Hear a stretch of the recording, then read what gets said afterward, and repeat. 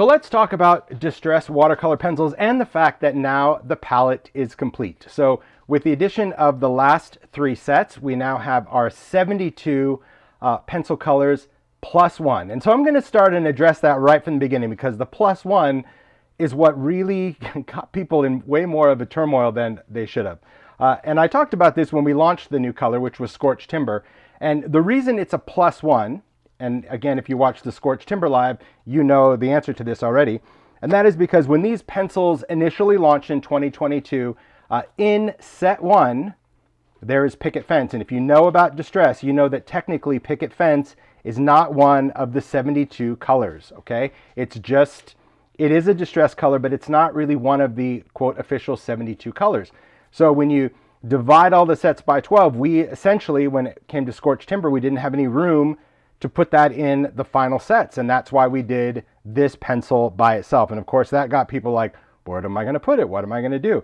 To add more confusion, apparently, we also launched this, which is a 2-pack of black and white. But as I mentioned, in set 1, it already has black and white. Now, the reason we did this one in a 2-pack by itself, these pencils are sold as sets. They're not sold open stock with the exception of these 2 SKUs. The reason is we found that, there's so many different colors to work with. And okay, yes, maybe you're running low on one green. I don't see how you would, but there's many other colors that you can use before sets need to be replaced. Never say never, but that's where we are at this point. There's no anticipation of creating open stock for this SKU. It's pretty much going to be a set thing just from manufacturing logistics. But we learned early on with these sets that many makers were going through black and white quicker than anything. Mixed media people use black soot to do some great shadows and shading. The Picket Fence white is great for highlighting, so a lot of people that were using them strictly as colored pencils. And so these were the 2 that really people were going through. And we felt, yeah, okay, typically, like even in any color medium, including paint, black and white, you do a lot. So it was really nice of Ranger to do the black and white by itself. That being said, of course, Scorched Timber is by itself, well, for the reasons that I explained. So let's just talk about the colors first, and then I'll share how I organize mine, okay?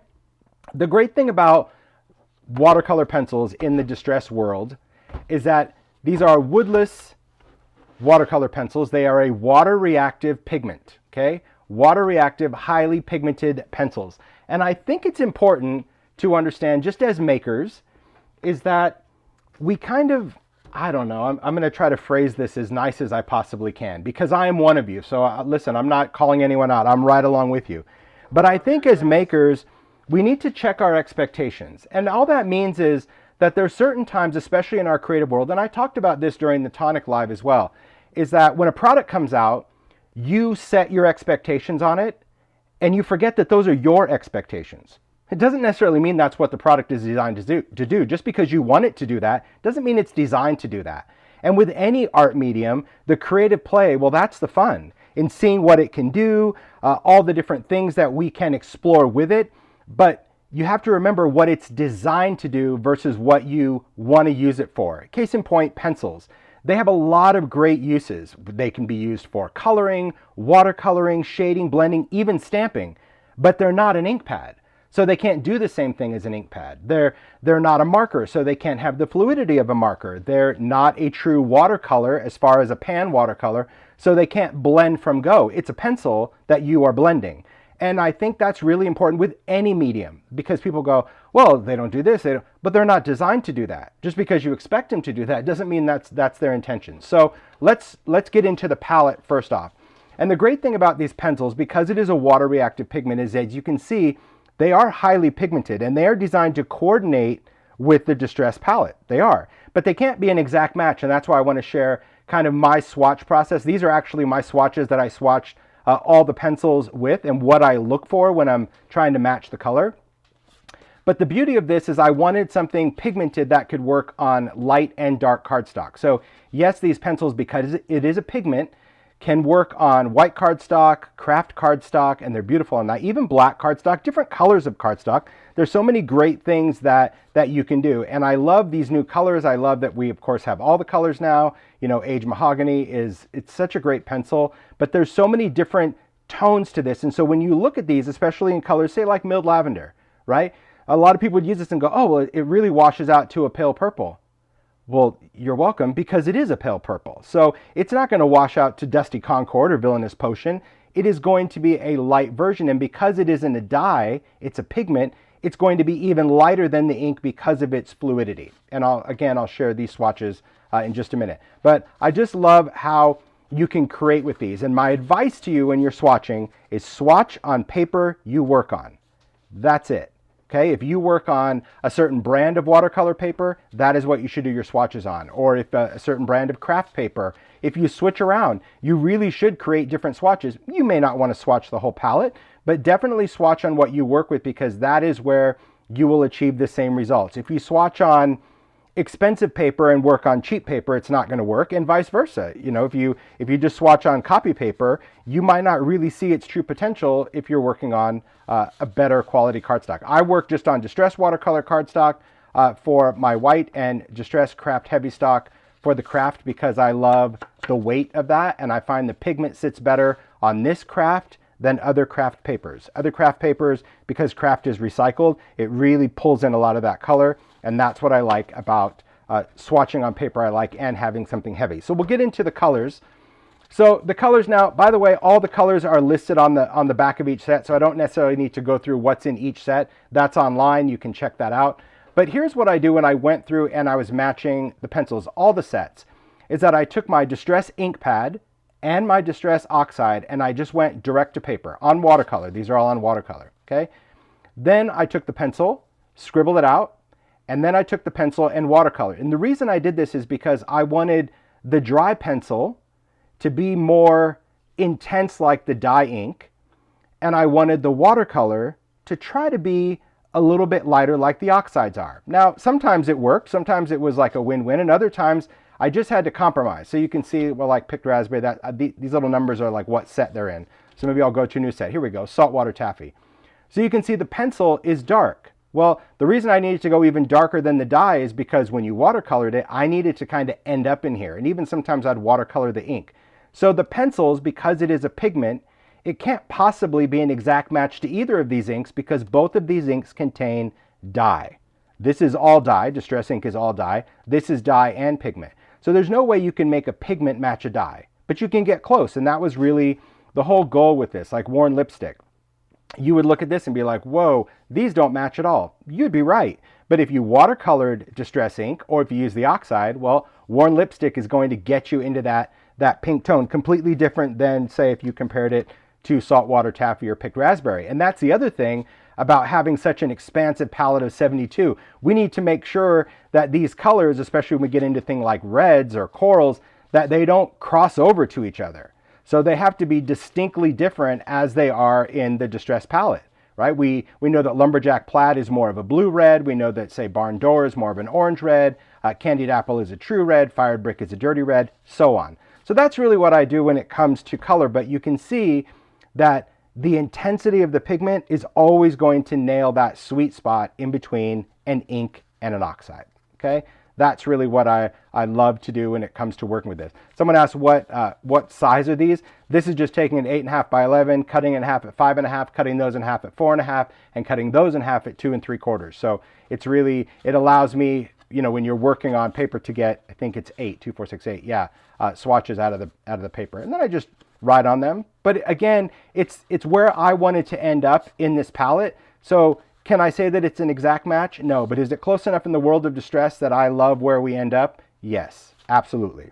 So with that, understanding the importance of black and white also is key, because if you do a lot of card making or if you do a lot of mixed media, these are going to add depth and highlight to your work. Obviously, black is going to show up on white paper, but white, I did actually color picket fence on here. It doesn't show up. And that's a good thing, because that means it's a true white pencil. But when you work on things like craft, this is really great. It's wonderful, not just for highlights, but think of Christmas cards or anything that you want to add maybe a snowy or a milky look to a color. That's where that picket fence pencil comes into play, and that's why it got used up a lot, because when people discovered how great it is on darker papers, they were using picket fence, especially during Christmas, just to create these scenes with it. So keep that in mind when you're thinking about black and white pencils. So let's get into the organization of it, shall we? Okay, yes, here we go. So first thing to know about organization, media mat, is everyone is different. So you need to do you, okay? It doesn't really matter what everyone is doing, what everyone is finding, but what I do love is that people that are finding things are sharing what they find and how they're storing it, and that could inspire you to how you do it. So there is no right or wrong way, okay? I have a couple of different storage things.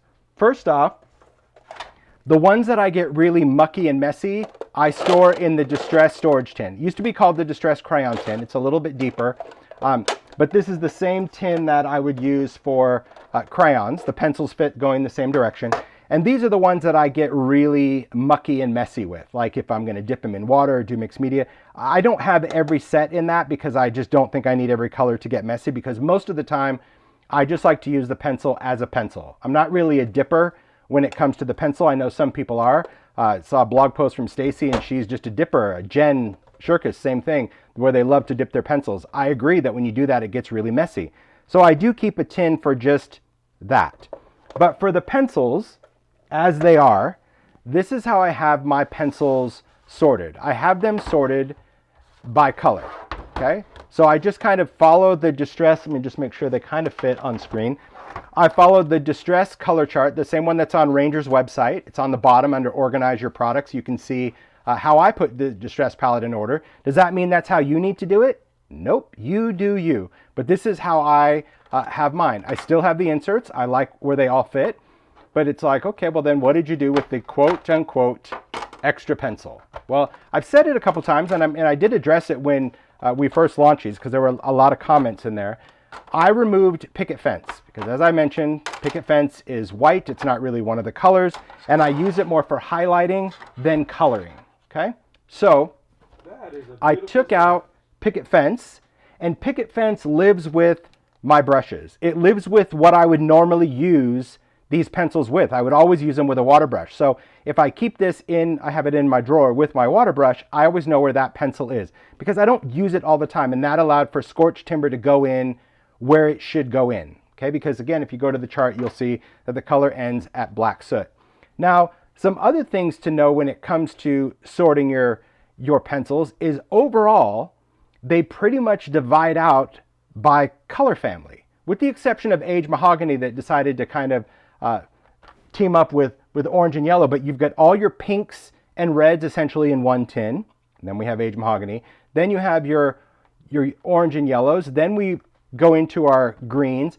Then we have more of our teals and blues. And then we get into those darker, deeper purpley blues into purple.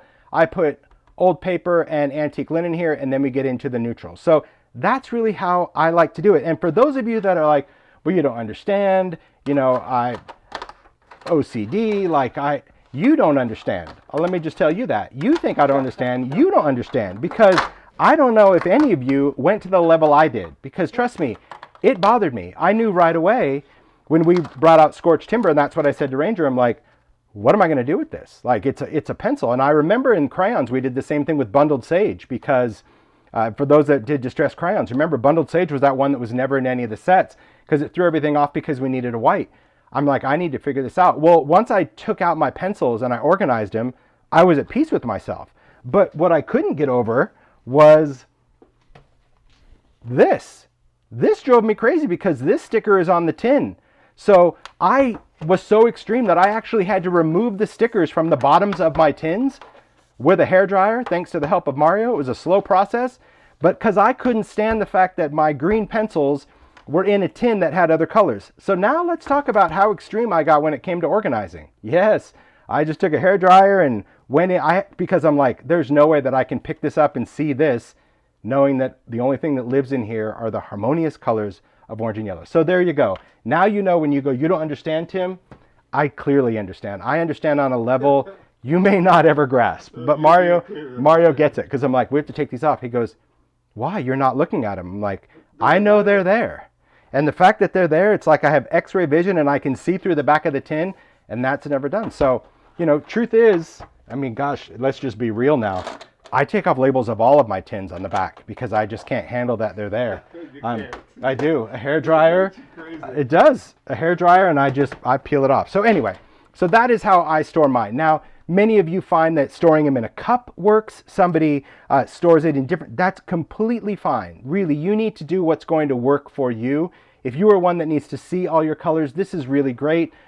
If you use them this way, my advice is just put them under the lid. This way you don't have to worry about your lids getting smashed or damaged, because it is a tin, you know, and there's been a couple times that I've tossed the lid and then I set something on it and it can tweak and bend the lid. So if you're going to do it, just set it under there and get to work. And, you know, you can have them on your side. Just depends on how you want to work with them.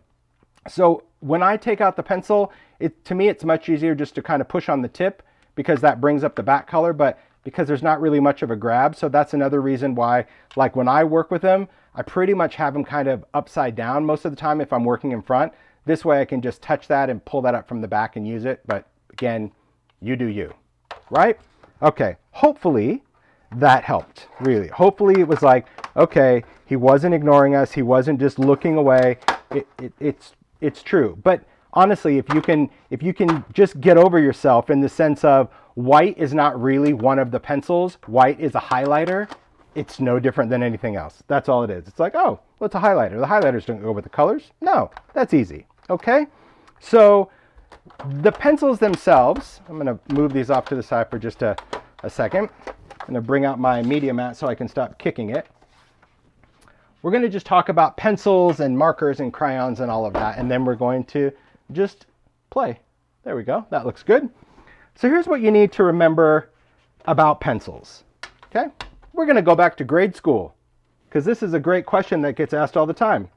Are pencils the same as crayons? Let's go back in time, shall we? When we were in school and the teacher said, get out your pencil to write your name, you knew as a child what was a pencil and what was a crayon, right? No different than the art world, okay? A pencil is a pencil. It is a hardened medium that can draw lines, that can scribble, that can sketch. A crayon is a soft, almost waxy-like material that creates more scribbly, sketchy, coloring things, okay? Markers are ink. They are Crayola markers, Distress marker, any kind of marker. We know that that's a fluid ink. So when you ask, are markers different than crayons, different than pencils? Asked and answered around age 5, maybe 7. And I'm not saying anything to poke fun at anyone. I'm just saying that sometimes, again, that expectation, because you're like, oh, it's the same as what I have. Okay, but just hear the words. A pencil can't be the same as a crayon.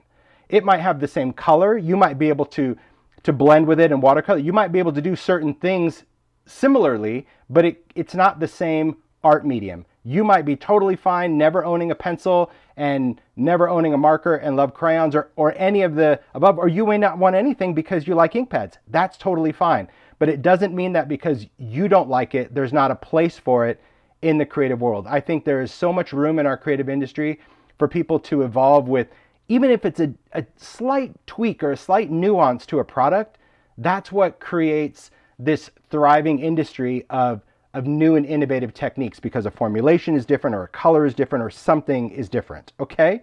So markers, Distress markers, man, I wish we still had them, but we don't, and for many reasons. You know, these were not the everlasting gobstopper. They did dry up over time, but mine are still moving along. Distress Refresher has helped keeping them stored on their sides, but I still use my Distress markers occasionally, but sadly they have gone away. But a marker was great because it created a fluid line. It was very similar to, say, the properties of an ink, because markers are dyes and they blend out really, really nice. Okay. Crayons, love Distress crayons. Much like the pencils, they are water reactive pigments. So the marker was the only thing that was a dye. Both of these are water reactive pigments, but completely different makeup, completely different formulation. A crayon is definitely more, I'd like to say it's waxy, but they really don't contain wax, but it is like a smooth, weird, lipsticky pigment, okay? That goes on very thick and very sketchy, but way more intense because it is a thicker base. It is thicker when you're blending this out. Crayons are great for mixed media. They're great for smudging, but I need to warn you about the crayons because, you know, when we have art mediums, sometimes we don't use them all because this is something that has an ingredient in there that at first creates this lipstick thing, this smooth use when you use it. When you have new fresh crayons, they're pretty lipstick-like. Let me find one that's probably crusty. I'm going to say picked raspberry is going to be my guess. I don't use a lot of pink. There we go. Can you see how this is starting to get like, see how it's getting a little dry in there? It doesn't really fill up the whole barrel. Crayons will shrink over time because that moisture in these crayons, especially once you open it once and introduce air into the chamber, even if they get harder, because, you know, sometimes you'll pick up a new crayon and man, it's like lipstick on a mirror. It just goes. Other times with a crayon, it's like an old school crayon. It's very draggy. It still works the same. It will still blend the same. It may not smudge as easy, but you can touch your finger on a baby wipe and smudge them. But there's a lot of great things to do with crayons, and there's some great videos on distressed crayons. Today it's about pencils, but I wanted to address that so you didn't think like, oh, everything he shows with a pencil I can do with a crayon. That's not true at all. Crayons, if you wet them, they don't move. They only move if you move them. Pencils, on the other hand, once you wet them, they'll go all over the place. They'll move like crazy. So the pencil is very nice because we can draw thin lines, we can sketch lines, and we can even blend them. But I'm going to show different ways that we can apply these, because as you can see, you can still see some of that colorant when it's applied direct to paper. That's just the nature of paper. Paper is designed to absorb things. So let's just talk about how we go in and blend things out. I'm going to pick up another piece of paper. When it comes to distressed watercolor cardstock, you can work on the textured side or the smooth side. It's up to you. It just depends. If you want a smooth blend, well, you should work on a smooth side. If you want a textured blend, work on the textured side. But distressed watercolor cardstock, as I mentioned at the beginning, that's my favorite. But it doesn't mean that it's the only one. There are so many papers that work amazing with all the products, all of them, okay? So pencils, I'm just gonna leave mine open. I'm gonna have mine open and just set those in front of me. This way I just have them. I think that's gonna be way, way easier. And some people, like on the crayons, some people keep their crayons in those little pouches. That I'm just more of a digger when it comes to crayons, because for me, crayons were always more for mixed media than for specific sketch coloring. All right. Look at that beauty. But we will talk about the mixed media part of it too, because, you know, mixed media is fun with pencils. And if you're on a budget, can you use the same set of pencils for both? Absolutely. I just want you to know that it does. I'm setting these off to the side. I'm kind of out of real estate over here. Okay. So when I go in, let's see, what color do I use? I'll use, let's do a little Uncharted Mariner. That'll be good. Okay. So right out of the package, you can see that these are hand sharpened at the factory. This is how all your pencils look. They kind of have those little carve marks, and the tip is a bit blunt. I have used this a little bit, but it's not sharp. The nice thing about these is that you can, in fact, sharpen them. When you go to buy a sharpener, though, you need to make sure that you don't buy a traditional pencil sharpener, because most traditional pencil sharpeners, I'm talking about like the ones at the dollar store or like back to school, they're for a number 2 size pencil, which is a smaller diameter than these. You can see this is a larger diameter than the pencil. And again, I go into that in the original watercolor pencil video. A lot of people have different sharpener preferences. There's great videos out there. Sharon, one that comes to mind. Many people are sharpening their pencils to get pigment and making a palette because they want a separate palette from pencils. That's totally fine, because yes, this is all pigment. So when you sharpen it, you are essentially shaving off pigment. If you want to use it that way, go for it. I love this sharpener. This is a Prismacolor sharpener. The reason is because both of these holes will fit this pencil, but it gives me different point options. One is a longer, thinner point, which I don't really use. But see this little stubby one? I love that one for pencils because it pretty much mimics the stubbiness of this pencil, but see how it can bring it to a point? And I can get pretty sharp with this. Now, the wrap of these is a sticker. It is not a paper wrap like a crayon. It's meant to be a sticker because as you sharpen it, you can sharpen right through the paper. If you want, you could go in and peel it off, but the first round I had these little perforation lines in there, and honestly, they annoyed me. So for all future productions, including the new ones, we eliminated the perforation things because I prefer to just sharpen the sticker as you go. The other benefit of the sticker is that when you dip it, it doesn't dissolve that wrap. But there you go. See, it's a nice little stubby sharp. The other point would sharpen it much longer, pretty much like a traditional pencil. Okay? So when we go to draw, we can just draw a line. I can just hold this in my hand. You can lightly shade everything you would do with a pencil. Again, even if it was like school pencils, it's a pencil, but this is all pigment. It's all water reactive pigment.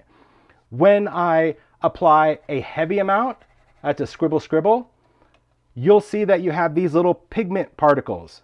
That is by design. Why? Because I didn't want to have a filler in these pencils. Much to the warning of the factory. Trust me, when the factory did this, they're like, that's not considered a high quality pencil. We need to put in a filler so you don't get that. I'm like, but a filler creates kind of a waxy bit, and the waxy bit didn't work with Distress ink and oxide. So that is why these in particular have this pigment. Some people love the dust. Some people put the dust on, like, I don't know, I'll just show you. Not that you need to do this, because sometimes I think this is a bit extreme about using every bit of scrap, but it's still something you can do. But you could take like a wet piece of paper, you could take the dusty bits, and you can sprinkle them on and they will bloom and do that. So some people actually, you know, have a scrap piece and use the dust. I don't. I wipe it off and throw it away and just move on, okay? You can flick this off. I don't normally wipe with my fingers because it would be like having little tiny pencils that I'm drawing with. So I either flick it, especially in the trash, because if you blow it all over your keyboard, as Mario can attest, you will have a colorful keyboard. But see how those just start to bloom and wick? That's a fun thing that you can do as well, all right? So just for the pencils, let's go in and blend. Now, blending, you have many, many options. You can use a water brush. That's what you're familiar with. A water brush is just a brush that you fill with water. I love the Distress water brush because it has a fine detailed tip. This is one of my favorites to work with. We used to have a flat Distress water brush, but it has been discontinued sadly, but I'm still going to use it because, well, I like it, I can. Then you can just use any other kind of water brushes or watercolor brushes. And I'll say that different brushes have different types of, I don't know, materials that they use them with. A lot of synthetics, some naturals. So you can use really whatever works in just a jar of water. I'll get into that a little more in just a second. So just the blend. I'm going to take a water brush. Now, a water brush, when you first use it, you want to push just to prime the water. But once the water is primed, meaning you can see some in your hand, you don't need to push it anymore. It should self-feed. It should have a nice little valve system in there. If it doesn't, it's probably a cheaper one. And, well, you get what you pay for. It'll probably leak everywhere, but that's all right. So here I'm just blending over that line. I'm just going to kind of do half and half. I'm going to clean my brush just by wiping it off. Some people clean a water brush actually in a jar of water. There's nothing wrong with that. But I'm just going to blend one side of each, and then I'll hold it close to the camera just so you can see how different intensities of how you apply the color will blend and the amount of pigment that blends out. Because remember, this is all the same color. So we can just kind of keep going on this one until we get to the end.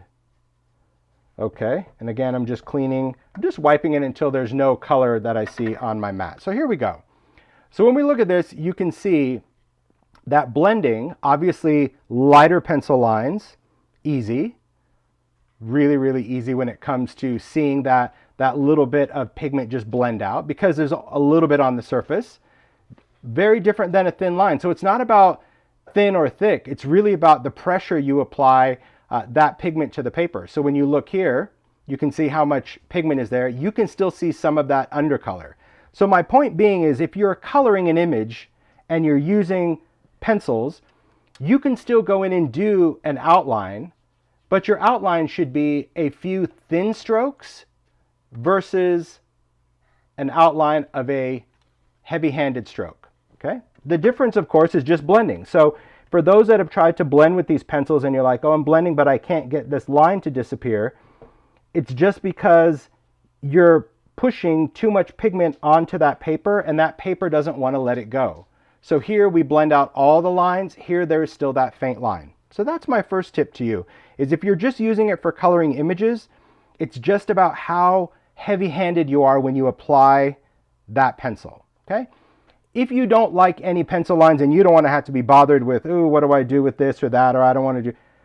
The other easy way to do watercolor is right from the pencil itself because it's a water-reactive pigment through and through. It is woodless. So you can take your brush and simply swipe right over the tip of that, and you can watercolor directly from the tip of that pencil. And you will have no lines. Why? Because you didn't apply any of that direct. And just using a water brush on the top will not soften this like dipping it. So that's a whole nother thing.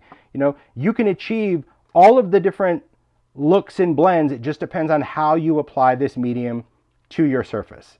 That works for everything. That being said, not all watercolor papers are created equal. So some watercolor paper will allow you to blend, others will pill if you try to blend too much. You just have to kind of play around, but it really has to do with how you want to apply it. And you can do a little bit of both. Like most of the time if I'm doing an image, I'll do a light blend and then I'm like, oh, but I want a little bit more intense color. Well, then now I can just pick this up and I can add a little bit more color in there and still blend it in with that lighter. See how easy that is to blend right from the pencil. So it's really about coloring direct from the pencil and then adding shading from the pencil. Does that make sense? I hope so. So there's many, many ways that you can do this. You really can't draw with a pencil on wet paper. I'll show you what I mean. So we'll go back to this one that had these little shavings. If you have a wet paper, can you go in with the pencil? You can do some, but you can see that quickly it starts to like feather out or fade away because the pencil is designed to work on a dry surface for that pigment to come off. This just makes it more water reactive and then eventually it will just disappear. So you won't get the intensity. Also, when you do that on wet paper with the pencil, it is almost impossible to blend out because you have essentially embedded that pigment into the wet pulp of the paper. Does that make sense? So often applying it to a dry paper is easier to blend, where some people go, oh, I know with watercolor, if I wet the paper first, it's going to give me a better blend. Well, not if you're drawing directly from the pencil. That would be true if you have wet paper and you're picking up color, then yes, you'll get just a beautiful blend right from the brush. But you never really want to apply these directly to wet paper. Okay? So far, so good. See, that's just the basics. Because once you understand the basics, you really understand so many different ways that you can use these, because there's more than one way. And that's why some people go, I've not had any luck. Okay, well, have you tried this way, this way, this way, this way, this way, this way?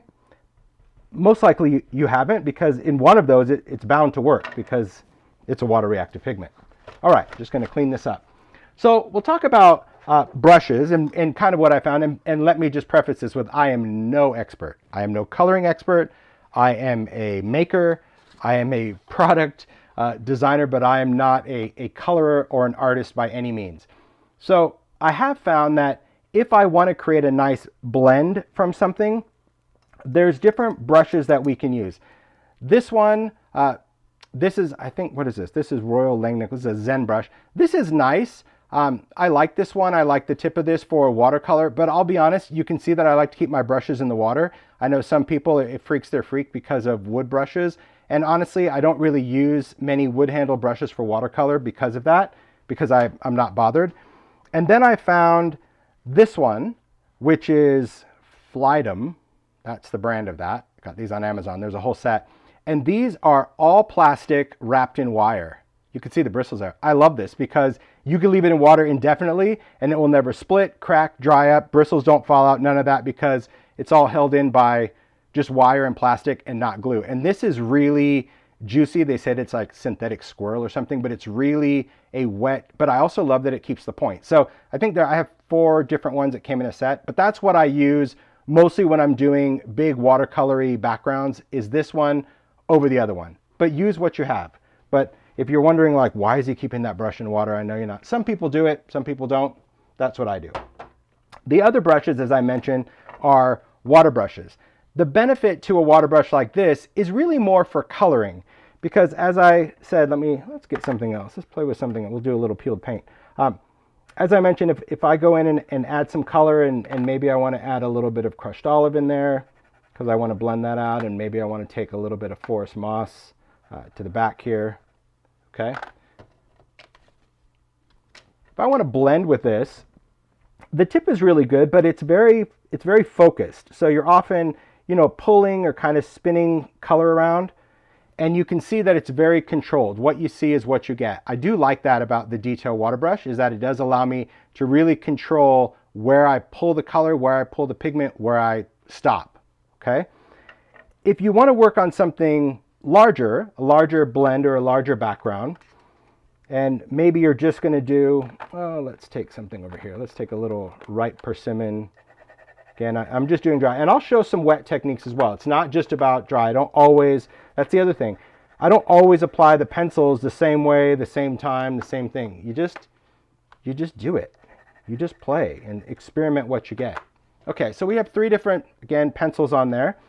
If you're gonna go with a flat water brush, the benefit of that, I wanna make sure this is going. The benefit of a flat water brush is it is in fact flat. So if you wanted to, say, blend a linear blend, it does make it easier because, see, I can go side to side and create an easier blend. I'm not going in a circular motion like I had to do here to mix them together. So I like that. I like the fact that it gives me a little bit more control in a linear fashion, as a flat brush is designed to do, right? I think that's good. But the other thing I like about this is sometimes I like to get a little messy. No surprise there. And that could be from anything. Let's just take, I've got my other set over here, just so you know what I'm doing off camera. I call it the wet set. So the wet set is a set that I would just dip in water, okay? Get that over the pencil. When you apply it wet, I mean, you're gonna get, like, the pigment just likes to rock and roll right off of this pencil. It's almost like a paint stick, okay? And the wet set is great for that. It does get pretty messy, that's okay. There's nothing wrong with that. How long do you have to keep it in the water? It's really just seconds. You know, I don't leave these in the water, but the pigment reacts really quick to water. But once the water is off the tip of this, it'll stop. But you can see what I mean by wet set. Like, it starts to stain this, and that's okay.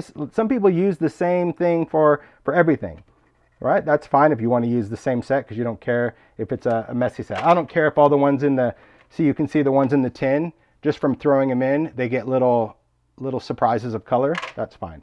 But this one's also really cool if you have it, because you can take off the ferrule. That's that little squeezer on the top. You just pull it, and now I technically have a large round. So something very similar to a big watercolor brush. So I can use this to often move color in more of a moppy fashion with the same water brush that I used in a linear fashion. So I do like that about the flat. I guess it just didn't get traction. So sadly, it was discontinued. To clean this before I put the ferrule back on, I do go into water just because I want to make sure that all the bristles are rinsed off. Let me bring this into camera. Then I just take my fingers and just kind of gently wring it out. You can see it goes right back to a flat. Then you feed that in, I'm just doing right through my phone, into the ferrule, and it just snaps back on. So I do like that. With 2 water brushes, I have some great versatility as far as detail coloring, linear blending, and then just kind of mixing and moving and mashing. Okay, so I think that's good. I like that whole idea when it comes to coloring with pencils. So before we get into some, because I was playing around with crazy ideas, some of them are going to work and some of them they probably won't, and I'm good with that. I do like a little hot mess technique. I think that's fun. The thing to understand when it comes to Distress watercolor pencils is why I wanted them in the first place. If I already have inks and oxides and paints and all that, like, why? Why do I need that? Well, the truth is I really needed a medium that would work with Distress ink and oxide. And these are the samples that I did. I'm going to play around with this technique again in this live, but these are ones I did in the original live. So if you want to see how these are done, I did those live on camera, but I'll do something similar but not exact. So whether you have Distress ink pads, and maybe we'll take, I have to take a little bit, I'm going to do a little hickory and some scorched for inks. Then I'll even bring in oxide. I think for oxide, I'm only going to do a splash of, I'll do some bundled sage in that one, okay? And I'll create backgrounds. The beauty of that is if you have inks, oxides, sprays, or even paints, to have a Distress medium that you can color on top of did not exist. We've already covered that crayons, although they're great, they're really meant for blending and smushing in mixed media, not specifically for coloring. What I love about these pencils, and because they are so pigmented that they would work on light and dark, that also means that they will work on uninked backgrounds and ink backgrounds. So here is kind of the walkthrough, if you will, a little walk down technique lane. This was the stamp set I used during that live. I'll do a different stamp this time. So this was a Distress ink background. Again, it's on watercolor cardstock. I did ink. So that's like step 1, if you will. It's easier to step it out this way. Then I stamped my image. When I stamp, I prefer to stamp in archival because it is waterproof. I love Black Soot Archival because it's super dark. Then you let this image dry. You can use a heat tool, let it dry, just take seconds. And then I went in and colored. Now you'll notice because these are pigment, the pencils are pigment, they sit on the surface. So it would be no different than how it worked on this paper. Again, let's go back to expectation, where a lot of times people have colored this and they're like, oh, I don't like that, it covered up my image. Well, it's a pigment. Pigment covers dye. If you wanted it to be translucent, you can't get that out of a pigment. You need to go into watercoloring with re-inkers or your ink pads. See, again, expectations. It doesn't make it wrong, it just means that maybe you expected this to be translucent and it isn't, because it can't be, it's a pigment. But there was a workaround. So when I did this, I used my stamp platform. I used a stamp positioner where the stamp was in the same place. Again, the other demo's there. And after coloring and it dried, I still love this look, by the way, I think it's fine. But if you want to get the detail back, you simply stamp it again, and now the image goes on top of your coloring. So the beauty of pencils, and this is the same with oxide. This is an oxide background that I did, stamping on oxide. And oxide is really a beast to color on because everything wants to get all creamy, dreamy, chalky. Looks great, but I also love the fact that we can stamp over the top of it. So having the pencils really allowed me to add another color layer over an inked background. And these ink backgrounds are not sealed in any way. You didn't have to do anything first. The pigment will sit on top of those inks because both oxide and ink contain a level of dye. It's pretty cool. So that was really fun. And the same thing goes for paint. If you have a painty background, a lot of times acrylic paint will resist coloring with markers unless they're alcohol based. So I love the fact that Distress Watercolor Pencils can go over the top of it. Again, we'll play around with all these techniques. You can even go into mixed media. This is where I was talking about white and black really showing up well, because white could be that scribbly highlight. It's just a lot of fun, okay? So for some backgrounds, let's just do that. We'll take some color, and I'm just going to use the craft mat for ink. I think that's an important part. If you have a media mat, use the craft mat versus glass, because your ink remains more stationary than it would on glass. Glass, all your colors will pool together. This is going to give me little drips and drops. So what I'm doing, just so you know, because I just do it without even thinking, is when I take the top off of the ink pad, I'm actually pressing down. You can always see that my fingertip changes color. So I'm not just like sitting there being really gentle. I have to push down because ink is a suspended medium. It's like a kitchen sponge. If you just, even if it's a wet kitchen sponge and you run your hand across the top, you're like, oh yeah, there's water in it. But what happens if you press your hand down on that kitchen sponge? Water comes out. Same thing with an ink pad. In order to get an ink pad to work, you have to press down. So even with a stamp, you can't just take an ink pad on a stamp and do this. You're never going to get enough ink. If you want a dry ink look, that would work. But you have to do this. You have to press that ink down so it's coming to the surface and releasing from the pad. So now we're going to spray this with water. We're going to create some droplets. Now when I say droplets, I mean that. It's droplets. You can see that the color of Distress really comes to life. Distress ink, oxide, it is a reactive ink. Reactive meaning it really wants to come to life, not just get wet. But if you went into this, what you see is what you get. If I take my paper and I wanted to create a background and I go into that, it's going to look just this splotchy. So I just take these digits. You could take a brush, but I don't know why you wouldn't just use your digits and just break that up. Okay? If you wipe off your fingers while that's wet, there's no ink there. Okay? Even though I just went into ink, I didn't leave it sitting on my hands. I wipe it off. I just use a cotton cloth. It's hanging off of my pants like an inky binky. I'm like a toddler with this. But this allows me to always keep my hands clean. But now you can see my ink has way more movement.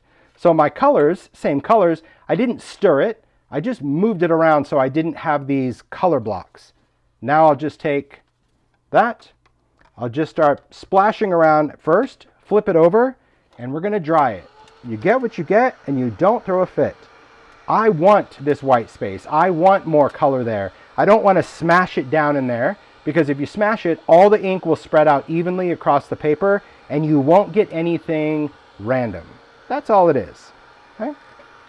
I prefer a Ranger heat tool for drying ink. Why? Because I am an inch away from my paper, and my ink is not moving. It's not turning into spin art. Do I have an embossing gun? I do. I use it for embossing. I use this for heating. I use this for embossing. It just makes sense when it comes to inking. I know that in the crafty world, it's way more like, again, expectation. It's like, well, I have an embossing gun and I want it to do everything. Oh, okay, but it won't.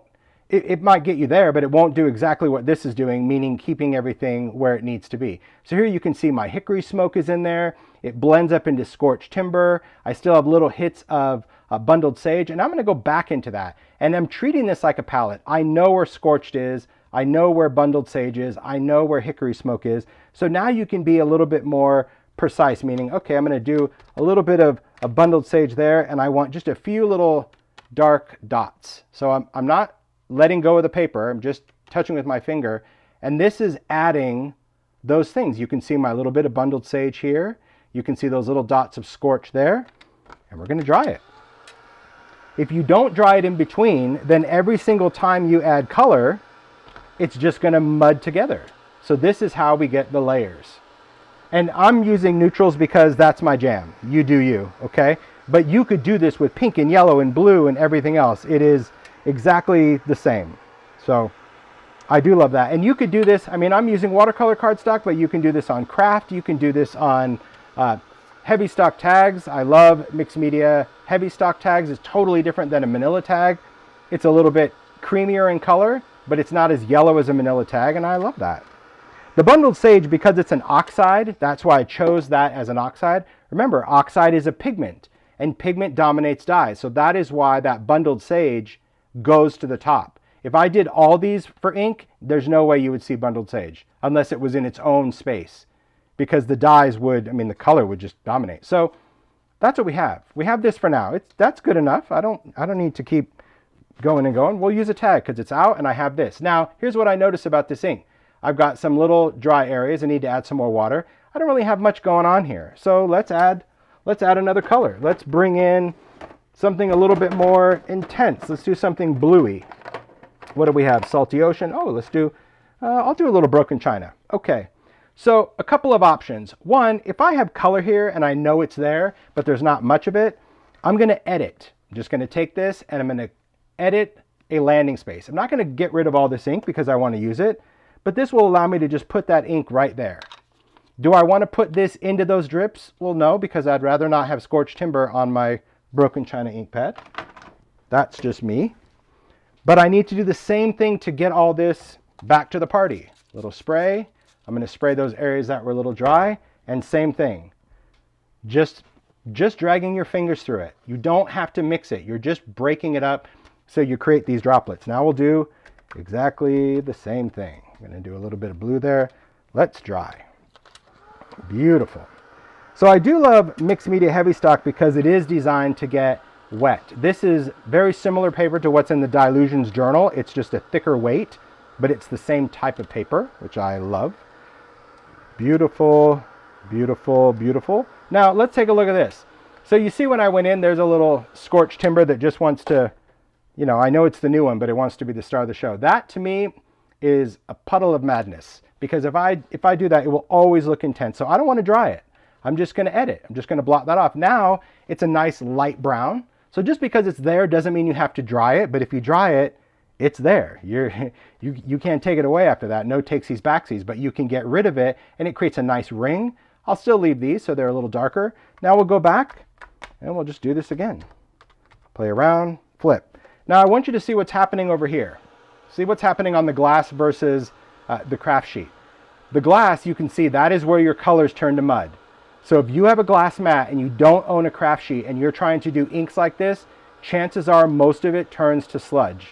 Doesn't mean it always does, because there is a way around it. You can have your inks a little bit more separate. But what's great about having this mat, which is of course removable from the media mat, is all of your inks remain suspended. They remain stationary. So even when this is lifting up, those dots just stay there. And that's what's allowing the layering to happen. All the little dots, all of those things. So it makes it great. So does it mean you can't use this? No, but if you like sludge, it's going to be a perfect color. But it is all about understanding the tools, because sometimes, and this again, this is not throwing shade on anyone, but sometimes as makers, especially if you've done this a long time, you just do it because you've always done it and you expect everyone to know why you're putting it there versus there. Well, you put it there because you just did. But there really is a reason, and understanding that reason is important. Okay. And we're going to add pencils to these. I just wanted to create some backgrounds first, just so you can see that there wasn't anything special about these when I added color. But look at this one. This one is magic. It is really good. So look at how that broken china, that ink, has really kind of feathered out from the scorched timber. And we can still see a little bit of that green kind of almost mossy stuff sitting on the top. That's because we still have that bundled sage. It's great, isn't it? Really fun just to kind of use this up. I'm even going to go in and just do one more layer on here because it's here. And I love when you get these little dots. As you start to use it, you get these tiny little dots. Those little tiny dots, that's like splatter. That's where the creative magic happens. There we go. We're good with these. Let's dry them up and we're going to get to pencils. Nice. So to answer the question, can these be used with distress ink? Yes. Can pencils be used with oxide? Yes. Can they be used with spray stain? Yes. Paint? Yes. Oxide spray? Yes. Both? Yes. All? Yes. They can be. It's just about how you want to apply them. It's really good.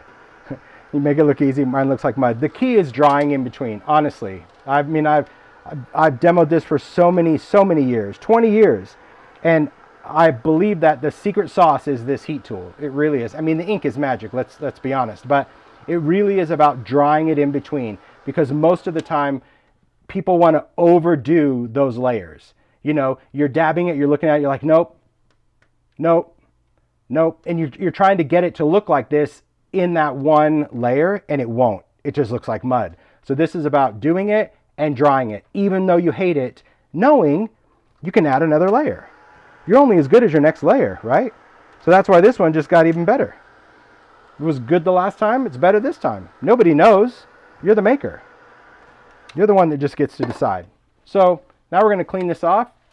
Again, I work on the sheet and off the sheet to try to get it from rolling around. These are dry, totally dry. Paper doesn't have a memory, so you can fold that. If you have a laminator or a Mink and you really need flat cardstock, well, you can do that and leave it in a little flat pile and look at it. But honestly, don't worry about it because when we die cut it or add it to a card, it'll be fine as is. Okay, we've got a lot of techniques. I better get going. Get on it, Holtz. All right. Jeez, I'm having so much fun. Yes, and yes. Well, I'm having so much fun just playing. It's like, whoo. Okay. Actually, let's do one floral and let's do one coffee. All right, I'm going to do a little floral outlines just because I'll do something florally colory on this. Let's peel this off. Okay, I'll use a platform. I wasn't going to. I was going to use my grid blocks, but I didn't bring them. They're over there. But this is here, so I can use it. Because you can stamp with whatever you want. Let's do this. So I have a piece of grip on here. Let me just pick that up. Grip is just going to help my paper grip a little bit better. Because I don't always want to put stuff in the corner. And this will just keep my paper where I want it to be. Because I think I want to use that in this clear area. But you see how I've got this little boing? Okay, well then the magnet can't go in this corner. The magnet has to go and hold the boing. There we go. That's better. Okay. Another trick, if you have a stamp platform, always push into the hinge when you're stamping. This has a little give, right? There's like a little wiggle because it's, you know, you can flip it around and reverse it. Also make sure you're using the right side, the rubber or the clear. But when you stamp, especially if you plan on stamping it again, you want to make sure that you're engaged against that little pivoting rod. Okay, so let's ink this up. I'm just going to take that off, and you don't have to ink it when it's still attached to that because you're inking way over here. Just lift it off. That's its purpose. Okay, ink it ink. Archival. It's going to be waterproof. Then I can put that in, engage, push down, bring it right where I want on the tag, press, just use your fingers, you can use your fist, you can use an air hockey puck, go for it. But don't CPR it because you don't want to smash the rubber. Just press. And you can see when I press, I always have like one hand stationary, the other one is doing pressure, one. That's just going to keep me from like doing that. I just think that it will work. Okay, so here's what we've got. a nice, great image. I'm going to leave this as is. I'm just going to move it off and we'll do some coloring. Now, we did stamp with a waterproof ink, but just because we stamp with a waterproof ink doesn't mean it's waterproof because we looked at it. It needs to dry, and because I have this, I'm just going to make sure that's dry. Do you have to heat set this ink? You do not, but it needs to be dry before you go and color it. Archival is oil-based. I do like that, but you can work with any waterproof ink with these pencils. Okay, there we go. Nice. Let's go in and just do some coloring. And again, I'll preface that I am not the best colorer and I don't think anyone needs to be. So you have options of however you want to add this. We can go direct. We've already talked about that. Now, because I have an inky background, I'm aggressive because I'm not trying to blend on stark white paper like we talked about in, let's bring back the exercises, like we did here. Does that mean you can't go in and like lightly color? You can, but remember, we're trying to add color over an inked background now. So you need to make sure that you have enough color to show up. So don't be afraid if you've got an inked background to really add some of those colors. And I'm just picking them again out of the tin. Here we are. Let's see, let's do something a little yellowy. I don't know the flowers, I don't know what kinds, I don't know what colors, and I think that's the fun of it. Because I just do whatever I need to do. That's going to work. Little antique linen over here. That'll mess that up nicely. A little scattered straw. There we go. And we'll do some green. So again, these are just offset. And the easiest way that I'm picking up pencils so fast is that my thumb is just going here, which then picks that. It's like a jukebox. You know what you're picking up. Or picked up that little record. Probably not, but you know. Okay. Adding some green. Can you do one color at a time? Meaning, can you add a color, blend a color, add a color, blend a color?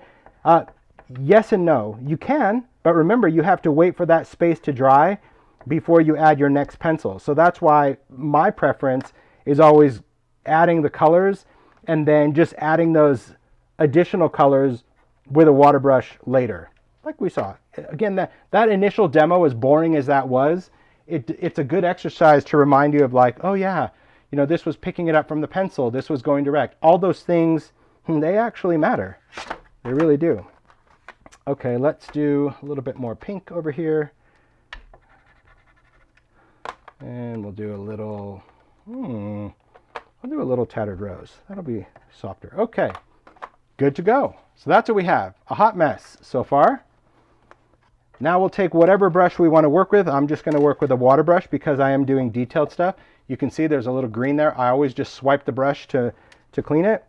And then we'll just move that pigment. I'll do a little bit just so you can see, and then I'll hold it closer just so you can really get an idea of why I'm choosing this brush to do what I'm doing, okay? Because this is such a detailed point, it's allowing me to go in and manipulate that color in a small area without flooding it with water. We still have an inky background, so if you overwork this, could you technically re-wet that ink below?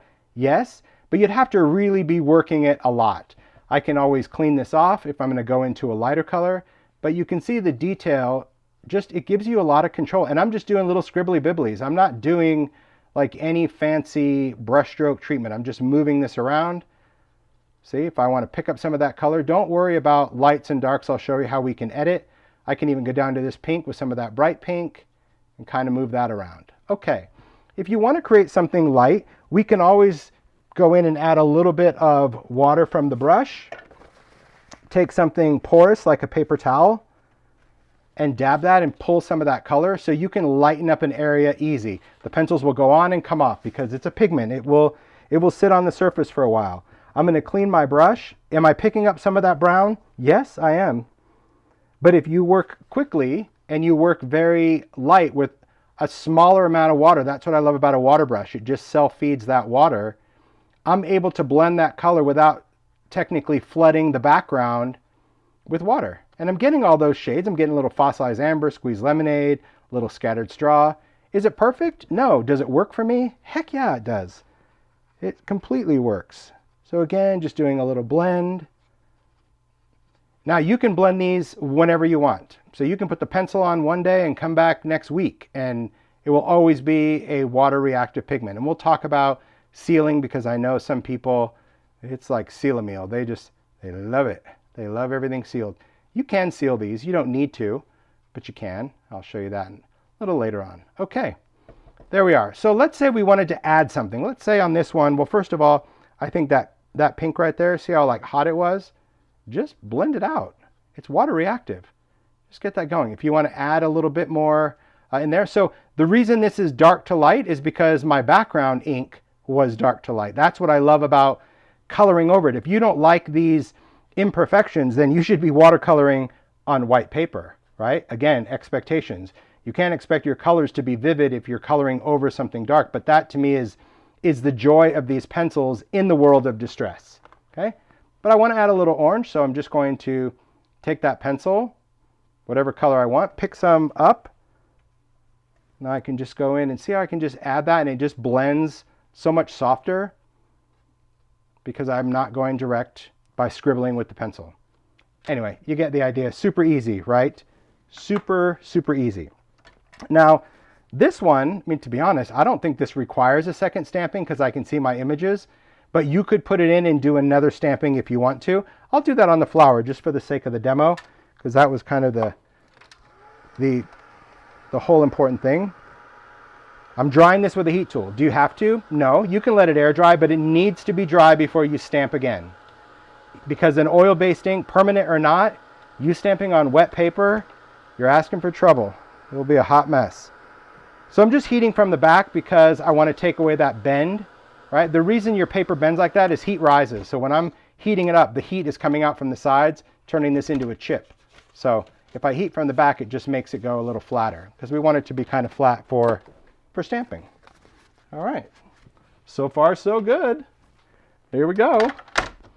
All right, so double stamping, yeah, there's always a slight risk that it's, oh, well, there's definite risk now because I didn't put it in the same spot. That's not happening. Let me just tell you what happened. Because I didn't corner this, because I was being all sassy and being like, I can go anywhere. But I can go anywhere, but now when I want to do a double stamping, I have no registration of where it was. If I used the corner, I would have. So denied on the double stamping. We'll double stamp another one. All right. Well, you know, sometimes, as with any maker, like it's really good in your head, and then when you get to the part where you need that idea to work, you're like, oops, that's not going to work, and here's why. Okay, we can do that with another one. Let's do that with a little coffee stamp. Okay, beautiful, yeah? Easy, easy, easy. Let's do this one. Let's throw a little coffee on here. I do love one of the series in the stamps. They're called blueprints. These were years ago. Mario's son, Mario, actually drew all the blueprints, and I love them. They're like coloring books for adults. There's so many different designs. There's big ones and mini ones of all the different designs, so you can decide, you know, what you want to stamp and color. I'm just going to do a small one on here. I think it can make for a good tag for a gift card. I love that. I love the coffee. So there's the big set and there's the minis, and the minis come with, so all of these, there's like a big robot set, a big seaworthy set. They're fun. They're super, super fun. Okay, this one, I will pay attention so we can get a double stamp, okay? So I'll stamp that one here because maybe we can do a little, you know, a little sentiment or a sticker or something. All right, I'm gonna put that in the corner, put my magnets down, because this way I'll know where to put that, that piece of paper. By the way, if you can't get your magnets up, it's another reason I love this sheet, because it's just easy to pick up my magnets. I know you can do little tape wraps and all that other fun stuff. Oh, let's actually go center. I like that. Okay. It's a big platform for a little stamp, but I'm not going to get out the other one. All right, so again, I'm going to press that in, pick up the stamp, ink this up, tap, tap, tap, tap, tap, tap, tap, tap, tap. So it's not even like pushing down hard. It's tap, tap, tap. Okay. Go in, press against the hinge, bring that down, and stamp. Stamp and hold. I hold it for just a second because I want that ink to try to transfer into the paper. There we go. That's nice, isn't it? Look at that. That looks good just as it is because of the green in there, right? That's all right. Okay. I'm going to dry this for a second. I love the blueprints. For those that have been, and I love that, you know, Stampers Anonymous doesn't retire things, so it's just so cool to have them. It is one of my probably most, I mean, designed a lot of stamps, but my most used. I go back to them because they are fun to color. They're not cutesy, nothing wrong with cutesy, but they're like easy, and they're also kind of messy, so I like that. All right, so let's add some colors. Let's take some brown. So I'll do, and the other thing that I've learned, like if you look at how a blueprint is, you see where it's got like these little sketchy lines. That's a good place to start with your color to help kind of blend it in. So I'm just going to scribble some of that on there. That's a little vintage photo. Maybe I'll add just a line of gathered twigs. We'll do a little bit of ground espresso because, well, come on, we need to. And then let's do our green. Of course, we will do a little bit of peeled paint. I'm even going to do some peeled paint there. Okay, that's all I've added. Not much, but enough to make me happy. Then we'll go in. Doesn't matter which one you start with. Oh, not necessarily, but I am just going to work from light to dark. So I'm going to take the green and just blend that across. And you'll see what I mean about the pigment in the pencils. Like, see how bright it is now just from that little line? So just that little bit of water from the detailer didn't flood it. It didn't make green go everywhere. That's the benefit of this type of brush, and just cleaning it. Again, getting in the habit of cleaning it here versus a paper towel, because for those that clean a water brush on a paper towel or a cotton towel, you're absorbing the water out of the tip. So then when you go to do your next painting, it's not really wet, and then you tend to squeeze it and then you flood the water brush. So if you just get in the habit, even on your glass, it doesn't have to be here. It could be anything non-porous. That's just going to be better. All right, so now I'm just going to take that. First, I'm going to blend that dark area. Then I'm going to clean the brush, and then I'm just going to pull that color just to soften it. Okay, so again, get that color wet, clean the brush, and then pull that color just to lighten it. So you get that easy bit, because if you keep going with the color, it's going to be the same tone if you don't clean your brush, because you just continue with that. All right, so far so good. Great. Then we're going to take the highlighter, because it's white and we've got a lid. We can take this and we can go on this lid and add that white element. Make sure my brush is clean for this. And we'll take that white pencil and blend that white. I even want to add more, so I'm just going to go direct, because now that I've wet it, I can't go back with my pencil. We know that. But I can certainly dab that white. It's really nice. It's almost like a gouache, you know, like a really fluid, opaque kind of pigment. Nice. Really nice. If I want to add a little sketchy bit, I can add some sketch lines, just some highlight sketch lines with that. Okay. I do want to go back and add a little bit more green to this. So I think I'm going to take some peeled paint. Peeled paint to me is the perfect color for, well, it's a great Starbucks green. But we can also go a little darker. So see, look at how I was able to really intensify that just going direct from the pencil. So it's just easy. And when you have them, and again, I find this sort of setup the easiest, because you can just identify and grab a color. But I also like the crayon tin for my drippy ones, because, well, it's mixed media. You kind of don't care then. I'm going to take a little bit of Rustic Wilderness, because that's a little bit darker. And I'm just going to add just some darker green there. Not much, but enough. Okay, let's dry this. Very, very nice. All right. Then we're going to do a little shadow. So here I'm going to take black soot. Now, you can scribble onto your mat if you want to have a little bit of pencil there. You can always pick some of that pencil that way. You can use lost shadow. I mean, there's a lot of options that you can do. But just remember, when you work with black soot, it's black. It's very dark. So I just like to get a little bit on my brush. So I often find that if I scribble somewhere else, it allows me to get a little bit on there. This I might need a little bit more, just because I'm going over scorch. There we are. All right, a little bit here. Again, I am no colorer, but I love it. I love to make a mess and embrace imperfection. So there we go. There's that little introduction of black, just to create that smudge. There's that little highlight of white scribble. It just adds to it. Do you have to? No. All right. Everybody want coffee now? I do. You do, Mario? Yeah. Oh, yeah. Okay. So let me show you after it dries what I noticed, because I'm going to go back and add another color. So I love the comments. Hey, Roseanne, good to see you. There you go. Look at that. I love just that little bit of like that schmutz brown that just kind of goes around in there. If I want to add a little bit more color, I can add, I think I'm going to add some walnut stain. I think scorched timber might be too dark, because I just want to just pick some up and just go into that corner a little bit, because I'm going to stamp over this, so I don't care how dark that gets, but I just felt that that wasn't really shadowy enough. And how great is that we can just hold that and pick up color.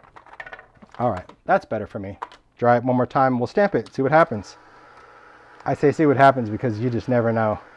I think that's always interesting. So, do you have to stamp this? No. To me, it looks really good, but I also think that the image could be a little bit sharper. So let's talk about the second stamping. The second stamping is really just about highlighting a little detail.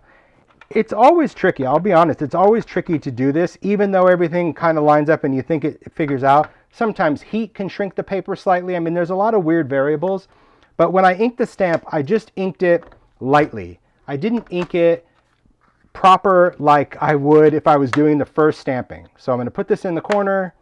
I'm going to place these magnets down. There we go. And we're going to stamp it. Now, the reason I didn't do that is because I really just want, again, I'm pushing into the hinge. I just want to give it just a kiss with ink. So I'm like doing a little tap dance. You know, you can just do a little dance. And that's where our detail comes. Look at the difference, though. Bam. Huge difference, right? It's like HD. It just came in and just really highlighted those lines again that were right in front of my eyes, that were lost. And that's what I'm saying. Do you have to do that? No. But can you? Yes. Should you? Well, if you want it to really pop like that, it makes all the difference. Just remember that when you do the second one, you're just adding a little highlight. So you don't want to, like, you know, go in and really press and smash, because you also don't want ink to overtake it. You just want to add those little details back on top. So it's almost like a little kiss with that second layer of ink. But it makes a big difference, in my opinion. I think it's a great way. So cool. I'm standing here watching, like, I can't even believe what I saw. It makes a big difference. It really does. Because we're coloring with a pigment. That's really why that second stamping is so beneficial, because believe it or not, you're dulling your black lines. You may not think you are. The first time that I did embossing powder when it yeah, you watch it melt and wow, what just happened? Let's do that again. That was so yeah, cool. It's cool. So great detail. Now, what can we do with this? Well, there's a lot of stuff we can do. I'm going to just grab a stencil real quick because, well, I can play, and I love the ability to play. I'm just going to take a couple stencils and let's just do some quick stenciling, because that'll be fun. Why not? Let me take a little grip for, I'll just use that one. I have a lot of different grip cut. I've got ink here. I can see it. So, you know, if you can avoid putting your grip onto an inked glass mat, it's going to work better. But the grip is just going to hold. Now, I know there's a lot of other options. You can use sticky mats. You can do whatever. This is just going to give me a little grip. It's not sticky. It's just going to be a grip. So I'll take this and I'm going to add some inks. Well, because this is here, let's use some scorched. All right, grab this. Perfect. So far, so good. I like this. I think it's just fun, and hopefully you can see that if you've had this fear of pencils and all of that, you shouldn't have a fear. Okay, we're going to take a tiny blending tool. Tiny blending tools for tiny stencils are going to work really, really well. So here I've got some polka dots, so I'm just going to probably do some dots on this side. I'm going to hold that because I hold it anyway. I always say, like, I don't mind holding my stencils. You know, I'm not riding a bull or anything, so I have both hands. And I'm just going to take that color and I'm going to start dark on the ends, clean a little bit. These little guys hold a lot of ink, and then I'm just going to start tapping some color around. Right? So there's a little bit. Then we're going to take this one with the X's. I'll place that down, and I'm just going to use what's left. What I like about a tiny blending tool is if you used a blending tool specifically for stenciling, now if you have a brush, that's totally different. But a regular size blending tool doesn't get into the little details of these small stencils. And this little one does. It's like a little sports car. But see how fun it was just to add some dots and X's? Just made the background a little bit more interesting. We can go in with, maybe I'll use an ideology small talk sticker, you know, that, and add a gift card to it. You know, put it on a card. Fun. I think if you do more play, things like this, that don't necessarily need to be finished right away, it's way more enjoyable in the making process. Meaning if you have a lot of these made, you don't have to put it onto a card base yet. Just have these, and then when you need to make cards, or when you have that creative block where it's like, oh, I don't feel like doing anything, well, then just take your backgrounds and start assembling. Cut your papers, you do your foam tape, all that, but you have these things, and you don't, I just think you're not in your head as much if you do that. Okay, so far, so good. Let's keep going. I'm gonna move this off to the side. Stencils, I'm just gonna dip them in water to clean them. That's all you have to do. I'm just going to actually throw them in water until later. Have you said about the storage tin for your tiny tools? Well, I did during the new color when we launched these. So but which one is it? So this is the Distress Mini ink pad storage tin. This is the storage tin for these. There, thanks. So all I did was I removed the insert. So just, it's an empty tin. And then I was able to take my minis, 2, 4, 6, 8, 10, 11. So what do you do with the 12th one? Uh-oh. The 12th one sits at my table because it's the forever ending brown one, but I still have a brown one in here. That's the replacement foam. I cut the packaging, double stick tape it to the back, so I have replacement foams in there. So now I've got... Man, that's a MacGyver tin. Well, it's cool. I've got a tin for this, the same way I have a tin for Distress blending brushes. You know, it's nice to have a tin for your different things that you're using, okay? So, because I have 2 different tools I use to blend. Now I use these, and I use these mostly for stenciling. If I'm doing ink blending for a background, I still go to the mini tool. Okay, next we're going to talk about sealing. I don't really talk about sealing much because it's not important to me, but I know it's important to some people, and that's fine. So I want to at least talk about it. There are certain mediums in the world of distress that you can in fact seal. You can seal inks, that would work. You can seal oxides. That would work. Now, if you seal an oxide, it does change the oxidation property. So all that cool oxidation look, the microglaze will completely alter. You can also seal spray stains. You can seal oxide sprays. I should just bring them in for visual because I'm talking about them. So a stain, because a stain is a fluid version of ink. An oxide spray, because it's a sprayable version of oxide. You can also seal pencils. But what you cannot seal are crayons. These cannot be sealed. They cannot. You try to put this on, it will eat through whatever this is. Don't know, not a chemist, but you cannot seal crayons. It'll just erode it. Distress paint, this doesn't have to be sealed. This is waterproof when it's dry, so you never need to seal this medium. Whether you add water to it or not, it's the only distress medium that is completely permanent and waterproof when dry, with the exception of archival, but you get the idea. So when you seal it though, again, it's about expectations, okay? These mediums are really designed to be reactive with water and play, but I know sometimes we do an inky background and we want it to be sealed. Maybe we want this to be waterproof for whatever reason. Okay, then let's seal it if we want. When you go to seal it, we're just going to take some microglaze, which is kind of this, it's this creamy stuff, almost like lip balm, right? Vaseline maybe. And we're just going to put a small amount on your finger. That's a small amount. This is not a small amount. You put this over that, you are going to make a mess no matter what. So we don't need that much. You can always put more on there, but you really just want to touch your finger on it and just, that's even still too much. You just want it to be kind of shiny. There we go. So you just want some of it on there. You don't want to just touch it. You want to get on there. Then what you're going to do is you're just going to quickly work it over the paper. And I say quickly because it's still a wet medium, okay? It's still a wet medium, meaning if you overwork it or have too much, you'll react to what's under there. No matter what, you will. So you have to put a little bit on first, then you can go back and add more because essentially you have a sealed layer. So once I have my first layer down, now I can take whatever's on my finger and really work that into the paper. It is super important that you work microglaze into the paper. It's sealing because it's getting into the fibers of the paper and holding on the color. You can't just like skippity bit over the top and think it's going to do anything, because it won't.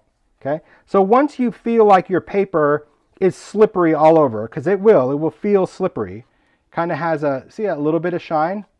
Okay, this is a product that actually evaporates, which is crazy, because if you think of the idea of it being like Vaseline or something, you would think, oh, this is never going to dry. This will dry, so you need to leave the lid on or it will evaporate. It will be gone. Not anytime soon, but it will go away. That's what makes this stuff work. It's absolutely magical stuff. But what you need to do is take a dry paper towel once you're done applying it, and you need to buff off the excess, okay?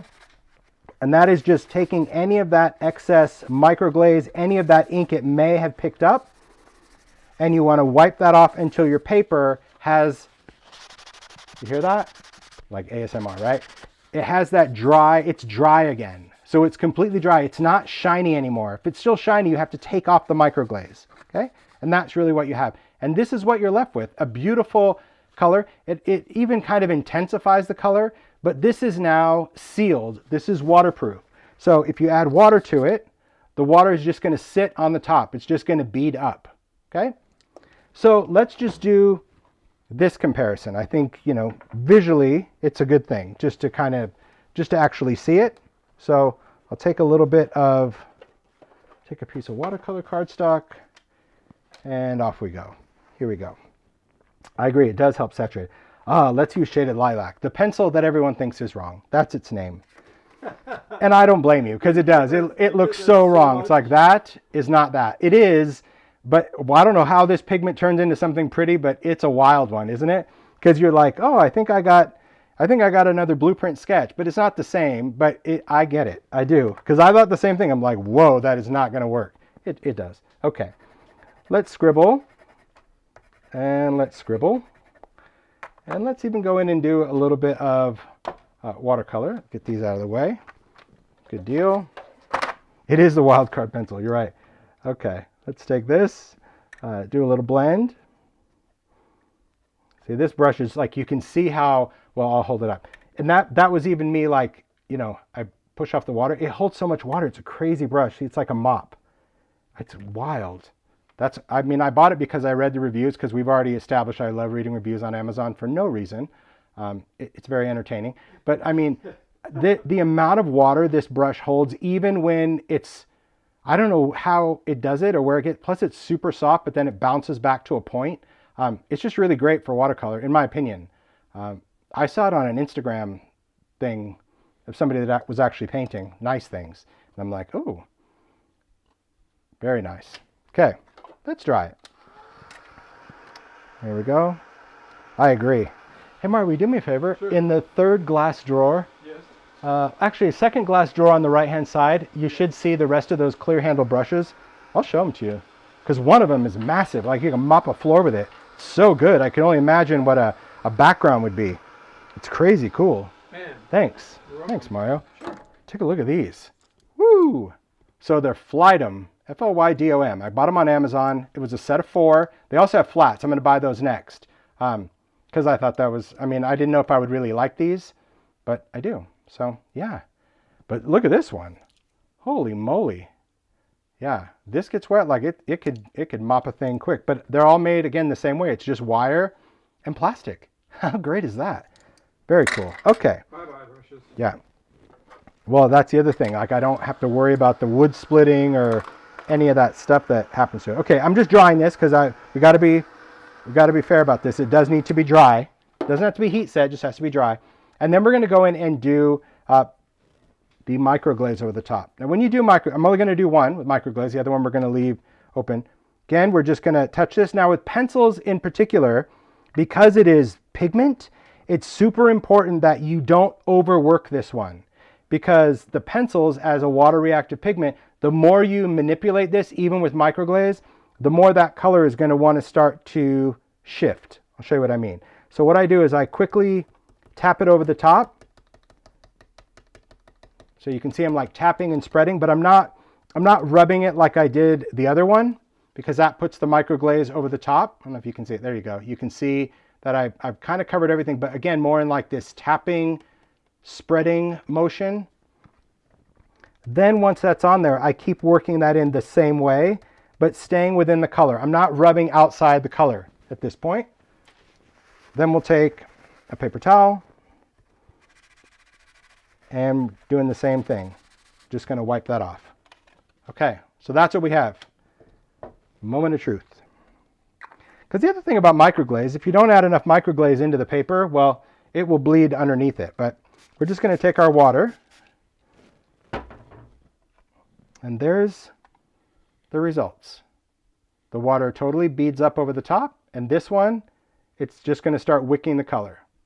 So this movement, like this is all that pigment that's going to move, this pigment is stable. Just the water's moving. See? Interesting, isn't it? So can you seal? Yes. Do you have to? I don't see why you would need to. I'm not quite sure, but I understand that everyone's different and you need to do what works. So if you needed and there's other things you can seal it with. I'm not saying microglaze is the only thing you can use. I mean, there's different spray varnishes. I mean, there's a million things you can seal other mediums with. But in the world of Distress, that is one that I can talk about. Distress microglaze. It's a great product for resist and everything else. Okay, moving on. Let's go into another cool comparison about pencils. And this time I am going to do crayons and pencils, okay? So, because like I said, this one, if you're looking for like beginner intro, I did do that at the very beginning. There's way more in-depth things on the initial one, okay? When it comes to, yeah, I did see that. Christina Werner used it for envelope art. That's really great because if your envelope got wet in transit, that would be bad. So that's a great reason to seal. That right there, that makes sense to me. When you're working on different mixed media things, if you have crayons and you're like, oh, can I do that with pencils? Yes and no. So again, this goes back to expectation. Can we do a similar resist technique? Yes. Does it look the same? No. Is it similar? Yes. So let's just talk about that. I'm going to use Distress Collage medium and we're going to apply it to a surface. It doesn't matter the surface. I'm just using a tag just to show the comparison. But you can do this over a stamped image. So this tag could be stamped already with archival, but I'm just going to take a little bit of collage medium. I'm going to apply it to a section of this tag, and I'm going to apply it to this section. I'm just dipping collage brush. I don't need a lot. I'm not gluing anything. At this point, I'm just sealing, but really I could have collage paper. I could have, honestly, whatever I wanted down. But collage medium over a surface, whatever that is, whether that's watercolor paper or a tag or even a collage. This could be filled with ephemera. This technique applies to that. I'm just showing you on a plain tag just for the sake of that. I'm just going to clean this. Just putting my brush in water, just going to take that out just because I might use it a little bit later. So I'll wring that out. Okay, perfect. There's that. Now you notice when I worked with collage medium, I use it over here. Why? Because it's the easiest way to clean up. I can just wipe it right off. If you did it on the glass, collage medium doesn't wipe off the glass easily. Okay, so we're going to dry this. Why? Because I'm impatient. You don't have to heat set this. I say it all the time because I've learned in my years of demoing that sometimes, and especially when I started out as a maker, just making stuff, I would watch a demo and I'd think, oh, you have to heat set that, or it's going, oh, you have to heat set that. But the reality was they were just drying it because a minute in demo time is like an hour. Okay, so this is, I'm just drying it because I don't want to wait for it to dry. It would only take a minute or so to dry, but again, a minute is an hour. Dry. How do you know it's dry? If you touch it and it's not wet, it's dry. So that's it. And you can see that the beauty of collage medium is it doesn't really have much of a shine. You can, like, if the light hits it just right, you can maybe see the line here. But overall, I love how collage medium doesn't alter a surface. It's a great thing for adhesive. There's a lot of questions about microglaze. Is it possible to glue over microglaze? Yes. Is it possible to layer over microglaze? Yes. You can actually heat this and then add another layer. And there's a whole video on Distress Microglaze on YouTube, so check it out because I did that. But yeah, there are ways to layer this. I saw, could you color this? I'm not sure. I don't know why, because you put it on and wipe it off, but I'm not sure if you can color it. I don't think it's designed to do that, but yeah, it's very, very cool. Check it out. There's a lot of great things that you can do with microglaze, like a resist. Oh, it's a brilliant resist. Okay, here we go. So to review, we have Distress Collage medium. I'm going to leave that in frame just so we can see that. And now we'll go in and talk about these two mediums, crayons and pencils. So for crayons, and I'll probably use some different colors. I'm sure you guys won't mind on that.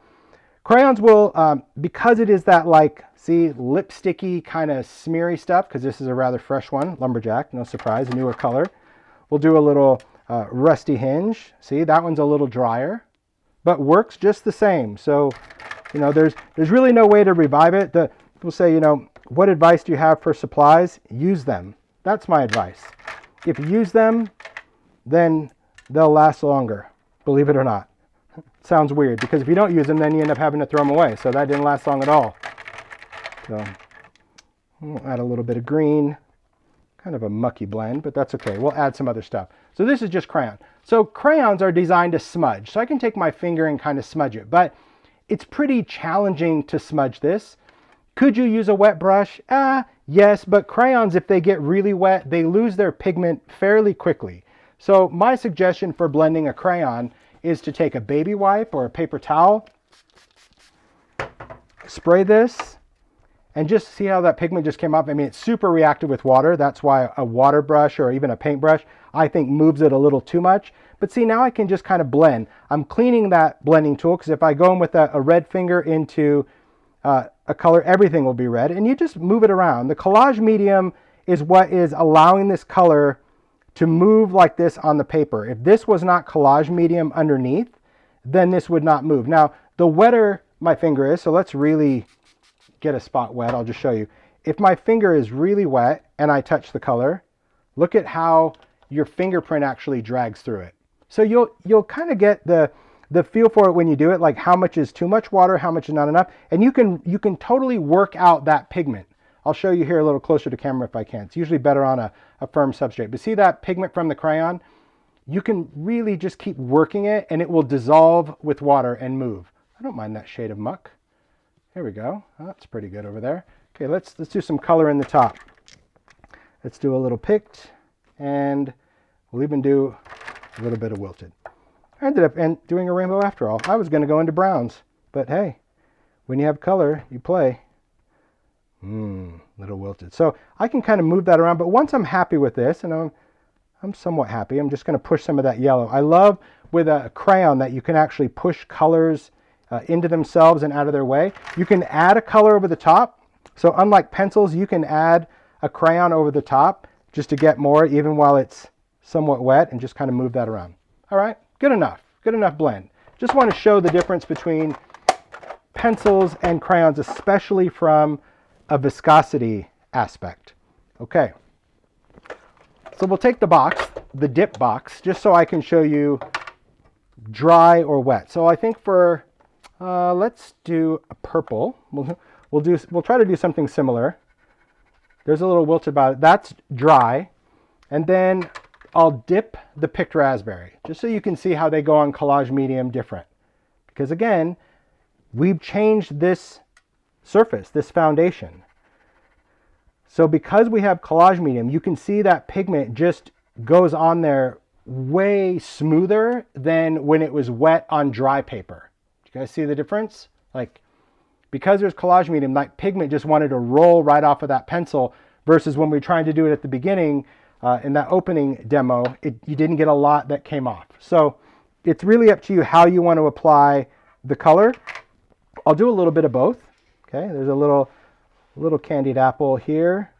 Again, it's wet. And I'm kind of using, I'll just say the edge of the pencil. That's fine. Just throw that in. I think for yellow, maybe we'll take some mustard seed. I'll use that dry. It's okay if you scribble in the wet accidentally. That's not a problem. It won't contaminate your pencil at all. And then let's take some Mermaid Lagoon. That will be good. But this is going to give me a completely different type of blend, because it's a different type of art medium. Pencils are going to be different than crayons, because pencils and crayons aren't the same. But I'm going to do wet. So why wet, why dry? Just so you can see that you can do either or both. Doesn't really matter. But what you need to remember is that in order to move this, in order to move these pencils, we need to add water. So that's really where our brush comes into play. So I'm just going to take my brush, again, get really a lot of that water out, and I'm just going to watercolor with this. So you can see that the watercolor pencils, well, they're watercolor. The crayons, they're just crayons. Not just crayons, I mean, they can do great things, but this is where your background is going to look more watercolory than this one, because one is done with watercolor pencils and one is done with crayons. I love that I can really just, I mean, you can see what I like about this brush is that, you know, sometimes when you use a brush, it's like only one swipe and then you're out of water. This one, I mean, you could wring it out and you still have just plenty of water. They're cool. All right, just going to kind of move that. Let's bring that over because I want to create a little bit of a muck. I'm good with that. All right, so let's say we wanted more color down here. Well, we have the technology. We have options. Actually, let's do a dip. If I wanted to go wet, I can do wet on wet. So I can do a pencil dip into wet pencil to add more pigment. Remember I said you can't really go into wet. You can't go into wet with dry, but you can go into wet with wet. So there we go. We just added some. Oh, there's a little splatter. Let's do some of that too. Oh, we're only going to get one. There you go. Back in the box. So here's our background. Crayons, creamy dreamy, watercolor pencils, watercolory, beautiful. I admit I love to let watercolor dry. It creates so much, I don't know, so much more interest, but for the sake of the demo, I'm going to use a heat tool. Okay, there we go. Yeah, I saw a comment about crayons and gelato. What's really interesting about crayons, yeah, they're creamy like a gelato, but if you wet these, they don't go anywhere. You have to move them. So they're not as fugitive as that, but yes, very similar in the art world for that. I'm just going to dab off some of that blue. There you go. There you go. Question, why did you use collage medium before watercolor pencils? I understand about the crayon, but the pencils move around so well with water. Because we're going to do a resist technique. And the only way we can resist it is if our surface is non-porous. So great question. Just see, I took a little bit of that red. I'm just going to, now I've got a fingerprint. That won't do. Let's go take a dip.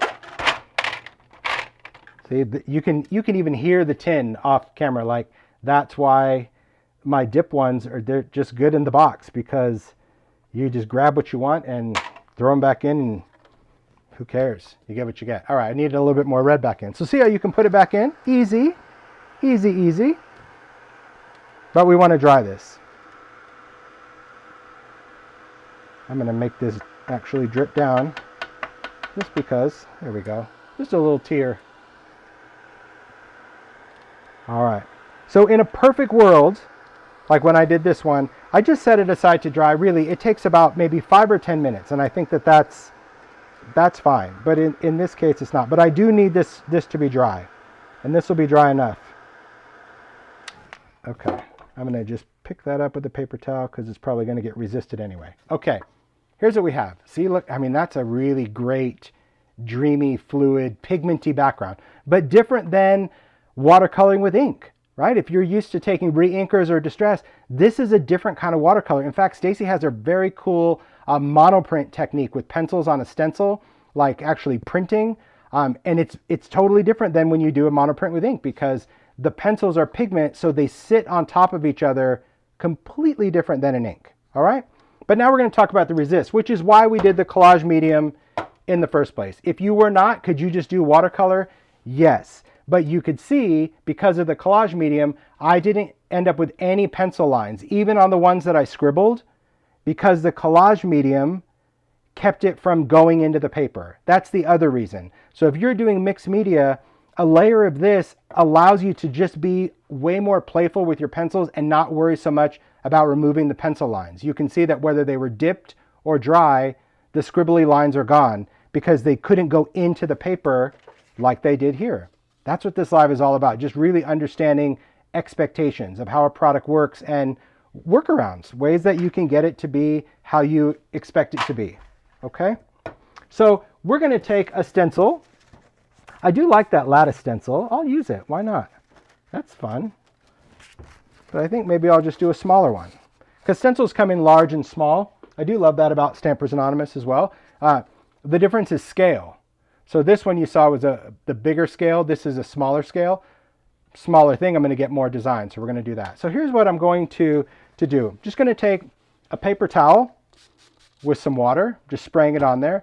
You can use a baby wipe, but you want to be pretty careful. If you get too much water on this, it just becomes a little bit too juicy.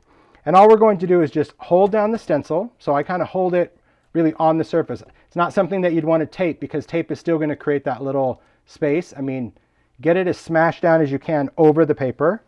And then we're just going to reveal. Just going to kind of wipe through with that damp paper towel, lifting up our pigment.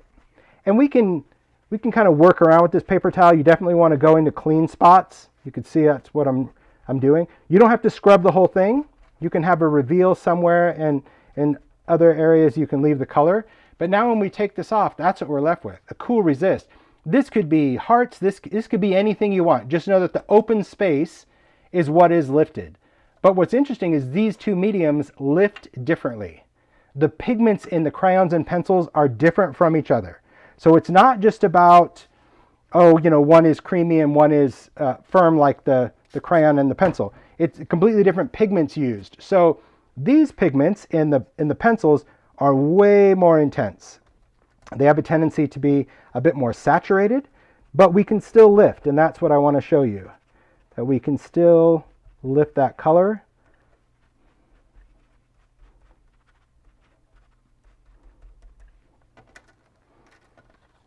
But it's way more subtle. Can you see that? Can you see that this goes down to the paper? This goes down to the stained surface. So purple is still purple. Purple, white, goes back to that mixed media. So that's really the difference, is understanding the pigment value in a pencil over a crayon. It's still great, and as it dries, you can see it starts to come in, and quite honestly, the more saturated the color is, the more you'll see the resist. So does it work? Yes, because they're both water reactive pigments. But do they work the same? No, but you can't expect them to. This is a different kind of pigment than that. And that's going to bring me to my next thing, which is about stamping with them. Okay? Because when it comes to crayons, you can't stamp with distressed crayons. When you put the crayon on there, you can try, but it's not going to look good. So some people would fight me on that, going, "Oh, watch, I stamp with them." Okay, but I'm guaranteeing you, it doesn't look good because they're not meant for stamping. Pencils, however, are meant for stamping, and there's different things we can do with them. Okay, when you stamp with them, you can achieve different effects, and I want you to be mindful of that for the following. When I say we can stamp with something, everyone's like, "Oh, great, we can stamp." But if I'm just going to stamp, I'm not going to pick up a pencil. If I'm like, "Ooh, I want to stamp a red heart," I'm not going to go and pick up a pencil to stamp a red heart. Now, if that's all I had and I didn't have ink pads, then yes, that would make perfect sense to say, well, I don't have ink pads, so I can stamp a red heart with a pencil. But when you're stamping with a pencil, there's a reason you're choosing the pencil, and that is maybe something like this. Really using multiple colors, that would be very challenging with an ink pad. I mean, let's face it, we can go in and like make a custom pad or use the corners of a pad, but not as precise as a pencil. And these three versions just show different ways that we can do it. That's what I want to share with you. So I'm going to go back to watercolor paper. I'm going to use the smooth side. And I just love this, don't you? Okay. Then I'm going to go back. It's just sitting there looking at me. I'm like, oh, I love that one. We'll take the new Love Notes. That's a fun set. And here's an interesting thing that I found out when I was playing around with this technique. Red rubber is pretty resilient, pretty durable. The pencils stain the red rubber. Crazy. I've tried stamp cleaner, I've tried sanitizer, I've tried anything, and it still stains it. The only thing that covers the stain is when I use black ink and then wipe it away, it gets rid of the color. But very interesting that the pigments are so intense that it actually stains a rubber stamp. So don't be freaked out if you're a rubber stamp or clear stamp, because it'll work on a clear stamp, would stain. Hey Mario, would you mind grabbing me some grid blocks in the top? Sure. I really don't want to do this with a platform. Thank you so much. It's just in that third wire thing, top drawer. There you go. Open it up. Perfect. Just some smaller ones. Okay. You could bring the whole, you can't really bring the whole drawer. Just some, sorry about that. I think it's going to be easier if I stamp. There we go. Oh, that's the one I need. That's the one you want. That's the one. There we go. There you are. Thanks. Appreciate that. Sure. Okay, we're going to use a grid just because it's going to be easier just to show you what I want to do. And I'll do this heart just so you guys can see. Okay. Now, there's different ways that we can apply the color to the stamp. The first one, as you probably guessed, is going to be dipping. We can dip it and we can add color. Now, that to me is the easiest way to do it, okay? But another way we can do it is misting our stamp with water first and then going in with a dry pencil. I find that you don't get as much pigment. That would be this version.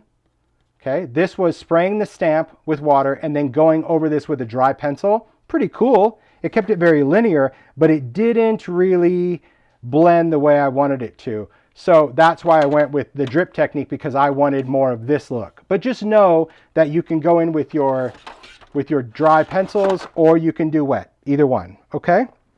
So when I go to color with my pencils, here's another thing that I find works for me. It may not work for you, you may not really care, but this is something that I find if I'm going to color a stamp, I want to have a dry paper towel right next to the drip tin, okay? So there's our little jar, ready to go. Here we go. So we're going to work backwards. If you're going to do a rainbow, work backwards, because you have to work backwards, because when you stamp, you're going to stamp frontwards. Make sense? Okay. We're just going to dip the pencil. After I dip the pencil in water, I'm going to touch the paper towel. Can you see how much water bloomed off of just touching that? There's a lot of water that sits on the tip of this, and I found that just touching it allows me to have way more control of the pigment and not flood my stamp with too much water. Okay, so that's just, and you may want to, dip it more than once on the paper towel, meaning like you may want to do once, twice.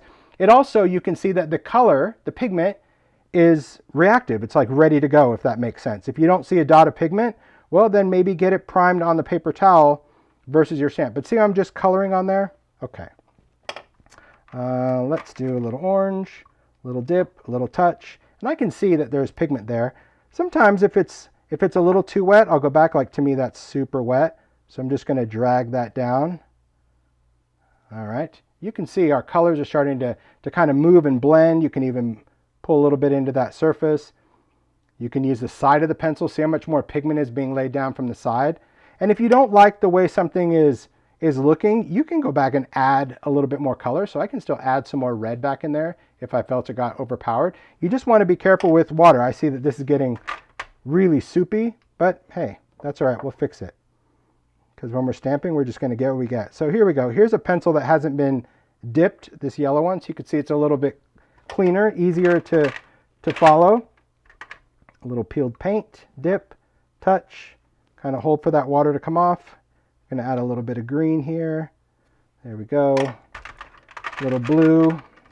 You get the idea. Does it have to be a rainbow? No. Could it be a mix of colors? Yeah, go for it. Play around. You could do browns or maybe try polka dots. Now see how the blue went into the green? I'm happy with that. If you don't want it, less water. That's going to be your trick, less water. Let's fit in purple because, well, because we can. All right. Okay. Now this one, this is soupy. So it's going to give us a really mixed media kind of thing. So let's just stamp it. Again, we're going to stamp and we're going to lift. And we're going to get this soupy, mucky heart. Okay? That's what you're going for? Great. For me, I prefer when things are a little drier. But if I didn't show that, it would be like, can I do that? Can I? You can, but to me, that's the pitfall. Now, could you do a second generation? Probably. Let's give that a shot. We can maybe mist that with a little bit of water and do a second generation. Still a little mucky. So here's how I prefer to do this technique. And I say that because in the first video, I did it this way. I was doing a leaf and I went in and I dipped the pencils and did all that stuff. That was totally great. But I prefer on this just to have a little bit more control. That's just my preference. So here's how, I guess, pencils 2.0, right? This is really how I want to do it now. Now I will take the heart, give it a couple sprays of water. See how there's just a little bit of water on there? This was clean. It's just stained, it's clean.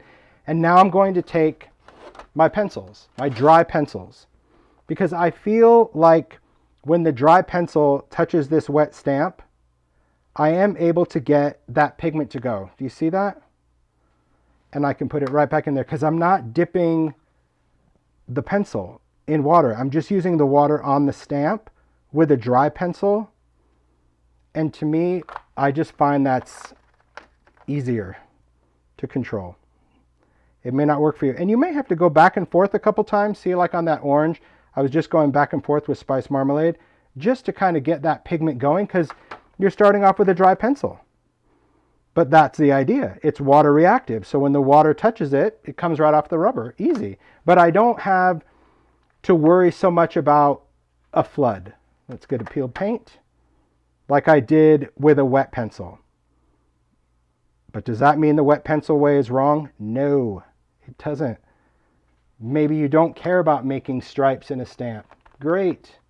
And just get all swirly whirly with yourself and just mix around. Scribble. Maybe you're going to draw polka dots on a stamp. That would be cool.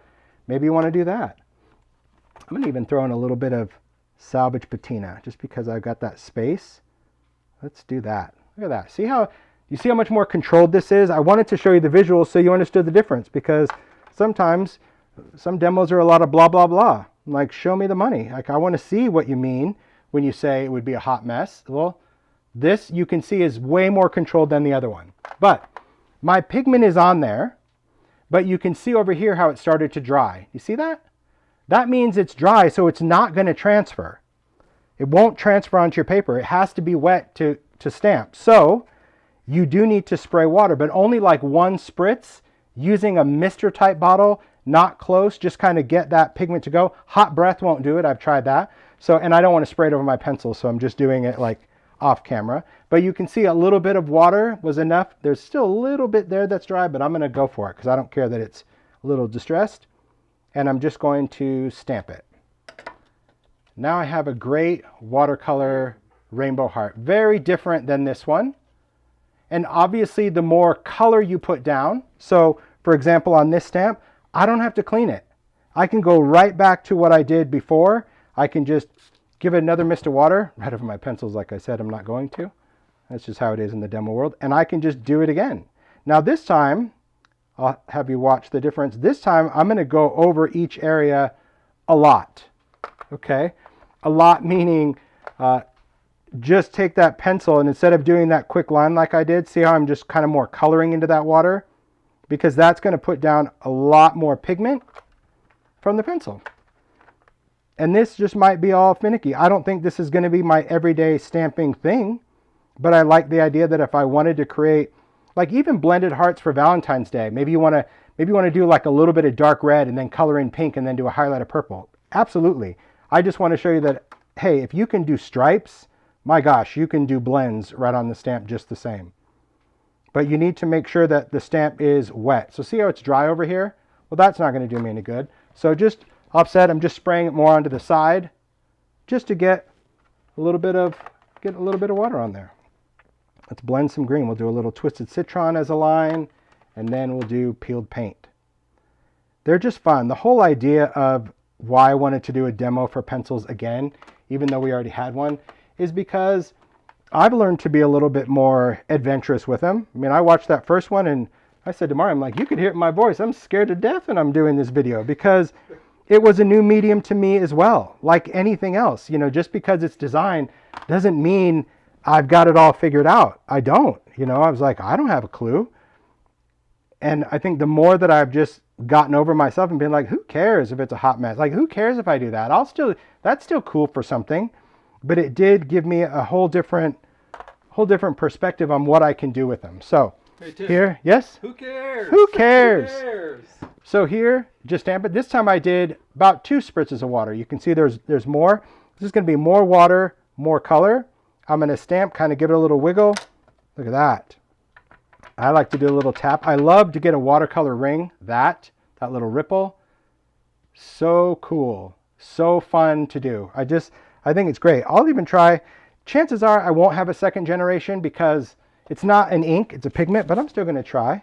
We'll add some water. I'll do it on this muck paper and just see what I get. It's probably going to be super faded. Yeah, but that's okay. Let's see what happens. So I'm going to clean that off, and really, this is my stamp clean. Isn't that crazy? Wow. Yeah, I'm sure Ted is like, how is rubber staining with a pencil? Like, I don't know.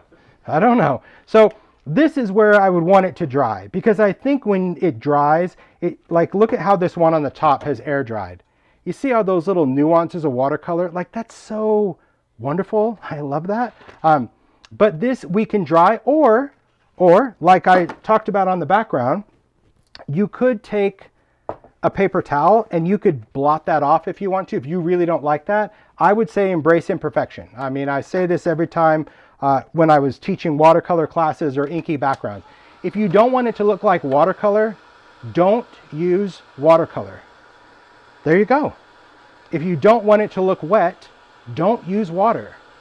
The whole idea of watercolor is to make it look like watercolor, and that means water and colors. So I think that to me is really, really great, is getting that drippity bit. That's just really cool. So what do you do with these? Well, gosh, we could actually plan a card. You could plan a background. You could do whatever.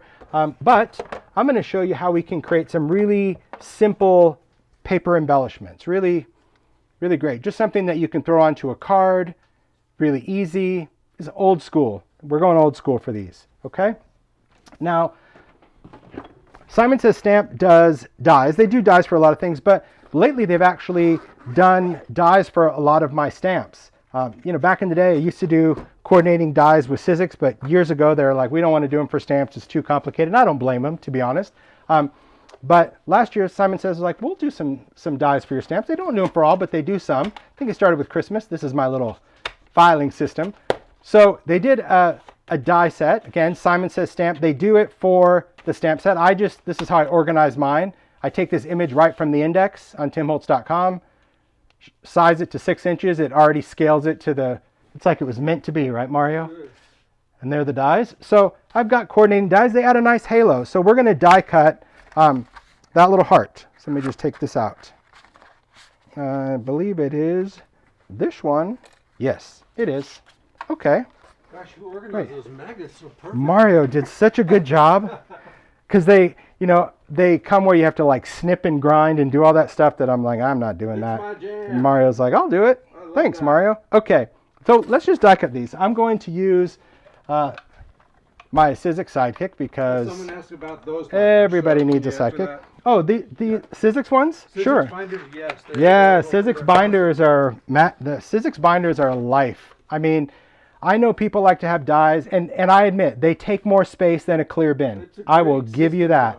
But I love the fact that I could have my die. They fit 10 in a binder, and it's super easy because you can just buy these little tabs. So these are separate, these little tabs with adhesive, and you stick it to your envelope, and then you can have all of your, so this happens to be my stamp dies, but I have all my dies organized. You can grab a binder, any binder up there with a label, please, Mario. But I have mine organized by like Christmas floral, Christmas words, mixed media. Like they're all just kind of different. So I like that. It makes it easy to find. Thanks, Mario. So these would be funky floral and miscellaneous funky. So I would know that in here, funky floral and miscellaneous funky. So I know, so instead of it being like florals, because I would go for days with florals. I've been designing Sizzix for like 15 years. That's too many. So I can be a little bit more, I guess, specific in my organization. That's why I did the whole binder thing. But again, storage is so personal. Oh my gosh. It is an awesome system. But it's very personal. People are like, I like this. Yes, then as long as it works for you, please do that. Okay. All right, let me get my cutting pads. So we're going to cut this. Hey, while you're over there, my gosh, wasn't even ready for this. That bottom drawer, that yellow tape from Spellbinders. Yeah, there we go. Bam, thanks. Bam. Tape. Okay, here we go. So we're just going to cut this out. It depends on your paper. Will this fit? Yes, but I just want to make life easier. I don't like to just try to get everything to fit in. So I'm just going to take my scissors, going to cut that, and we're going to, let me see, do I want to, yeah, I'll do that first. I don't care. What I'm telling you is, when I'm having the conversation with myself, is the fact that you can die cut before or after we do the shiny stuff, which is just going to be clear embossing powder. It doesn't really matter.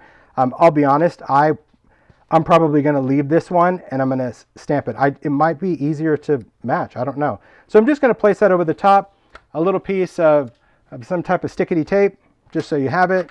You're going to place it down. I love a sidekick because a sidekick I'd probably die cut more on my sidekick than any of my other machines, even with the Vagabond combined, because it's always there. So I always do it. But now we've got a great little watercolor heart. I love that. I love that even the wonk is part of the die, which I think is fun. But we're going to add some clear to it. So what I mean by that is we're going to stamp this in clear, and we're going to stamp over the top. So that's going to be pretty easy to line up, but we can also do one on paper. I'll die cut the second one in a minute, right? Because my table should look like really every maker's table, which is creative chaos. Okay, we're going to leave that over here, leave that over here. Here we go. We're going to take two components, some type of embossing ink. I'm just using Distress embossing ink. Use any embossing ink you want.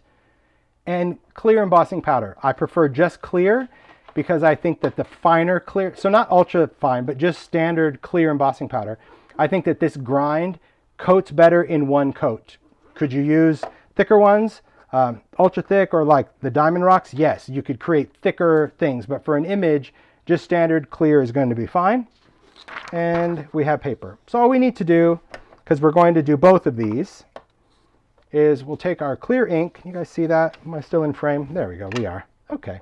I'm just going to ink this up. There's that finger. You see that? It's like, I don't know why you can't hold with your index finger. You just want to go with your weird. All right, we want to make sure that we've got ink. I got ink a little bit missing down there because the ink, embossing ink is glycerin based. So think of it like soap. It's that sliminess.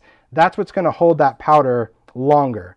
So this, I'm just going to line it up. I don't need a stamp positioner for this because it's just a clear coat, okay? Pretty easy. But see, now I've got like no way to flick this off. So now I have to like pry it. That's why I said I'll probably stamp and then I can die cut later, okay? Then we're just going to apply the powder. So same thing. I've got like nothing to hold. There we go. Clear. Perfect. We're going to set that off to the side because all my stuff is out. I'm just going to do the other one. As far as time for embossing, it depends on your ink. If you use an ink like Versamark, you probably have quite a bit more time because it's a stickier ink. This is going to give you, I'd say, a minute or so. So I have plenty of time to stamp this one. I always prefer just to pour, give it a little tap. So there we go. We've got our clear on there. And this is just going to wipe off my stamp. The clear embossing ink just comes off with the towel. And then we're going to put this back in the jar. I love this size jar of clear. Oh, I'm good, thank you. Okay. Yep. This is from Ranger. I just love this because it's a wide mouth jar, so I don't have to like have another container, and I like that it's labeled. So I do like, for clear, I have the bigger jar versus the smaller. It's just nice. All right, so the next challenge by die cutting first, well, I'm glad I did this because see, now you're even going to hear all the challenges. The challenge is going to be like, how do you hold that to emboss it? Well, that's going to be like a craft pick, which would be in the top drawer. I do this way because then I can use these little hands. They make it, because see, this still allows me to heat emboss this and then die cut it. Thank you, Mario. When you have this, now it's like, what do you do with it? You gotta hide, like, ugh. Okay, so that's why I don't like to do the die cutting first, but we're still gonna use it. So I'm gonna fire this up. Now I'm on my embossing gun. I'm just gonna use a craft pick. That's just gonna hold it in place. And I'll heat emboss it until it melts. Could you use the Ranger tool? Yes. Does it take longer? Yes. Is this one going to take longer? Yes. Not because of the heat tool heating up. It's because I'm directly onto the glass. I'll show you in a second. So if you're embossing and you have a glass mat, embossing directly on the glass mat is going to take longer because you actually have to heat the glass underneath the paper to get just as hot. Not forever. It's not like you have to plan a vacation around it. It's just something that takes a little bit longer, and that's hot. This one, because it's paper and I can hold it up, the heat is going to pass through it. So it will emboss really in seconds. You can see right there, it's already done.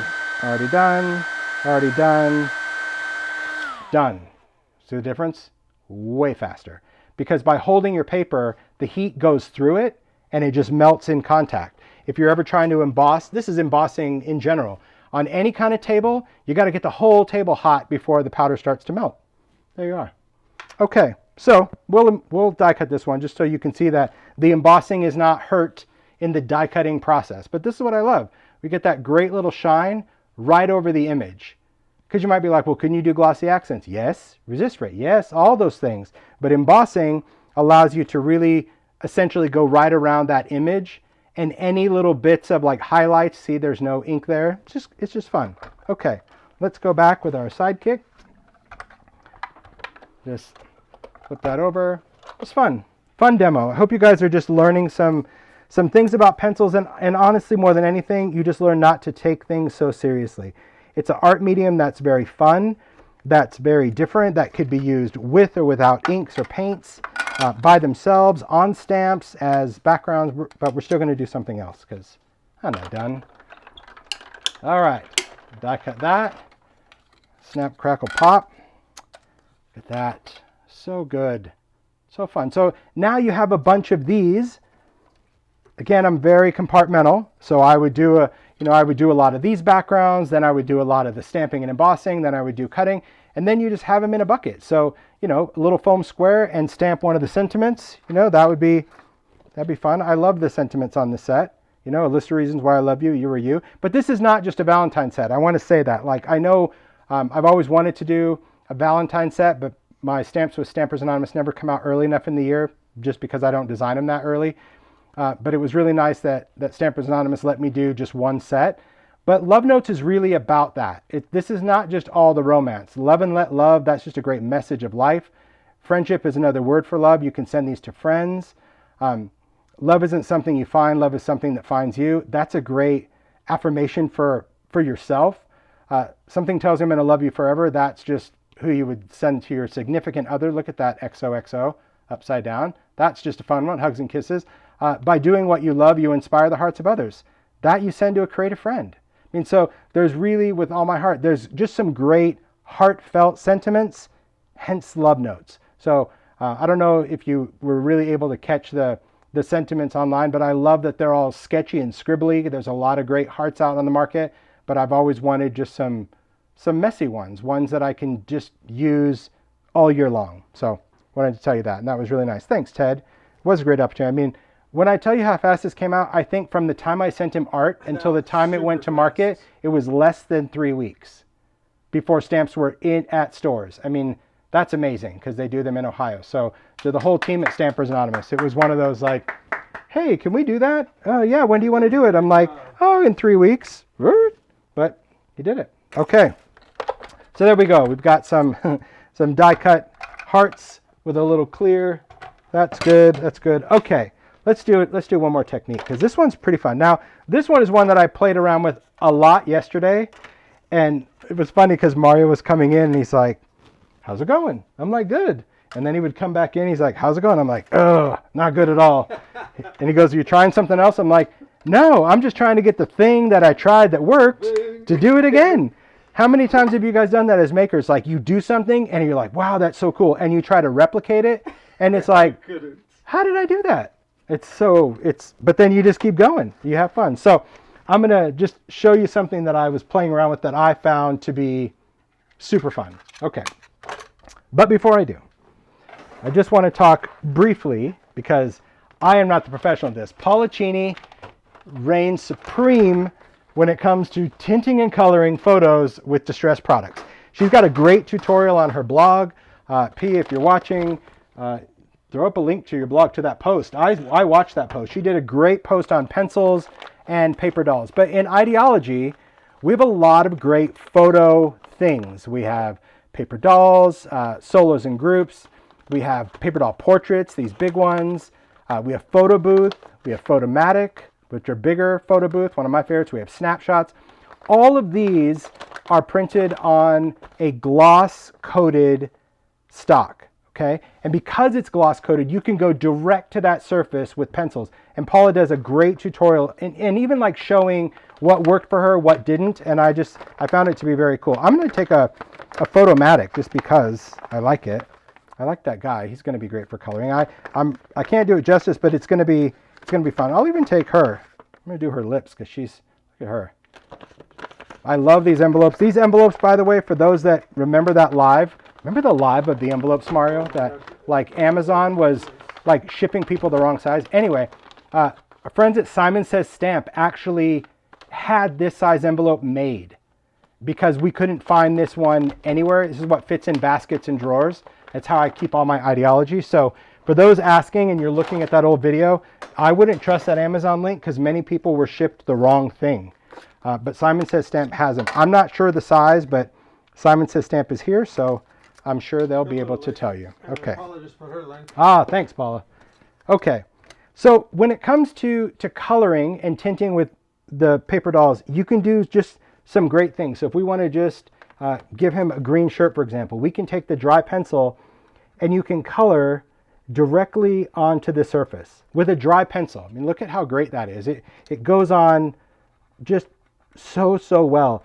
And because it's a pigment and because it's pencil, it does allow a much softer approach. It also gives you the ability to layer, okay? Now, could you do the dip? Can you do all those things that I shared? You can try it, but I would recommend watching Paula's, or going to her blog and seeing the tutorial, because you're going to see kind of the pitfalls of that, or how it looks. It doesn't make it look bad, it just makes it look different.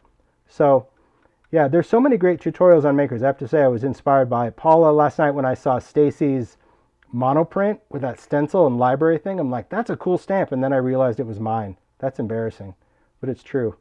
I was like, where did she get that library stamp? I'm like, oh, that's mine. Seriously, I'm not kidding. Oh, crafty confessions, that's how it is. Yeah, but that's the beauty. So you can see with a water brush, and now you know why I chose a water brush, more control, more detail.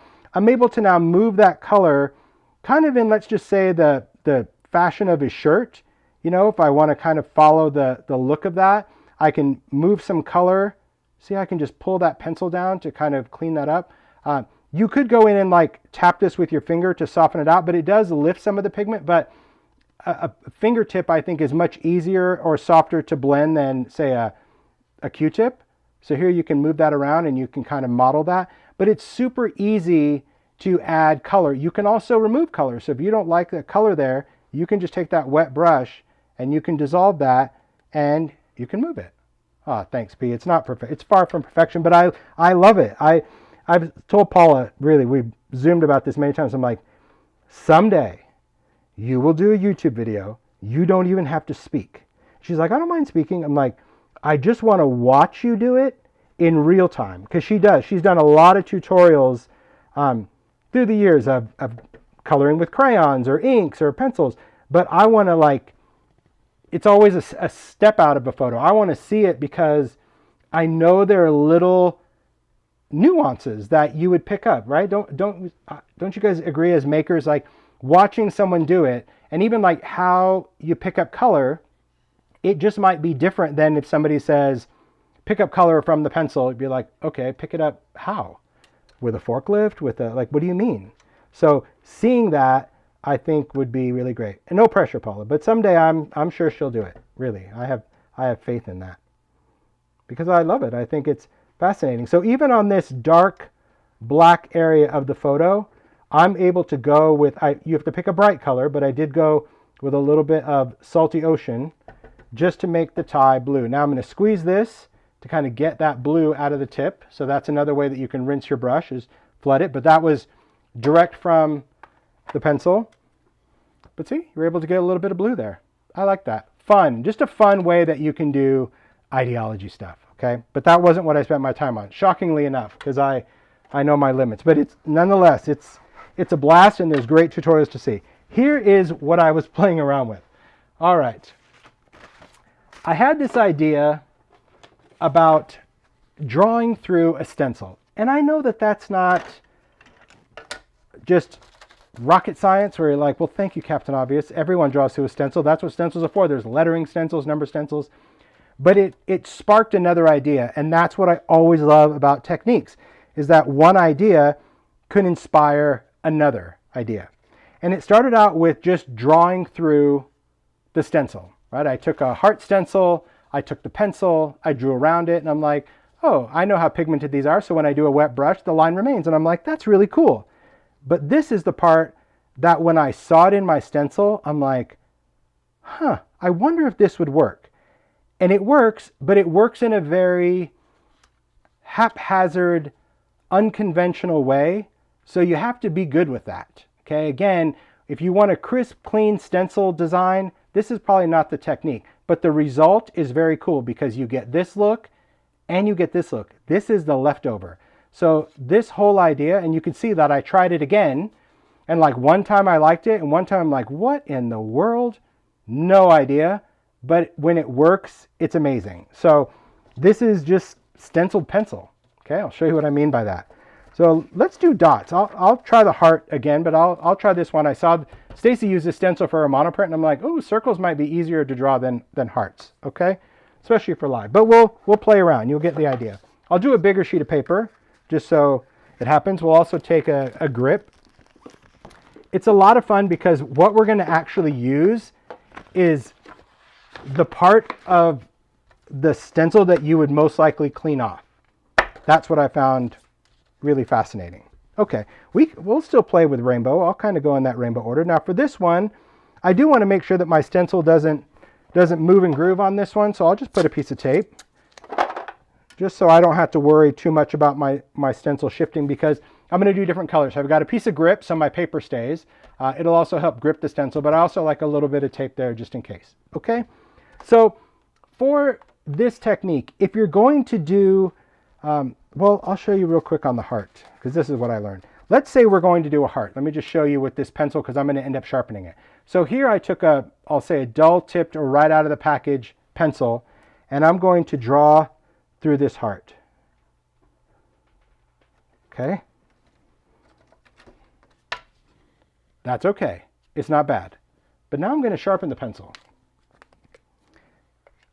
And if you have a sharpened pencil for this particular technique, and it doesn't have to be like, you know, poke your eye out sharpened, it just needs to be somewhat sharpened, you're able to get closer to the edge of the stencil. So there again, now if I have that sharpened pencil, you'll see that I'm able to, it's even a bigger heart because the pencil can go closer to the edge of the stencil, because however fat the end of this pencil is how far away you are from the stencil. Does that make sense? Like, imagine if it was a needle. If it's a thin needle, it goes right up against the edge of the plastic. If it's a nail, it's going to come out further from the edge. So even the size of your design is different, okay? So if you're doing a design and you want to have it more detailed, you want your pencils to be sharpened. It's just going to be a better result. So that's what I'll do. I'm just going to pick my colors real quick and make sure they're sharpened. We'll just do some random colors. I think I'll do a little crackling. I'll do a little fossilized. Let's do some citron. I have to do peeled paint because I love it so much. We'll do a little bit of that. I'll do a little peacock feathers. I'm all about the colors today, huh? But I'm going to throw in a brown. Well, listen, I think if you're doing watercolor pencils, it's not really fair if all I'm doing is brown. So brown. All right, here we go. So just do some quick sharpening, talk amongst yourselves. I'll be watching the chat while I do it because it doesn't take long. Again, I like the stubby side because I can just get that great little sharpen. See, that would be terrible. That would be a terrible thing for the stencils. Now, some of you might be sharpening these and make the palette. So again, Sharon, I know, has done it. Kath, I think many people have sharpened their pencils to make palettes. If that works for you, go for it. I just know that that's something I'd probably never get out because, well, you've been watching how I use my pencils. If I want to watercolor, I'll do it right off. But I think it's a great thing. I love how people are really working with the pencils in many, many different ways. Will Tim wear anything other than plaid shirts? I don't know. Will I? If Tim has time to go shopping, yeah.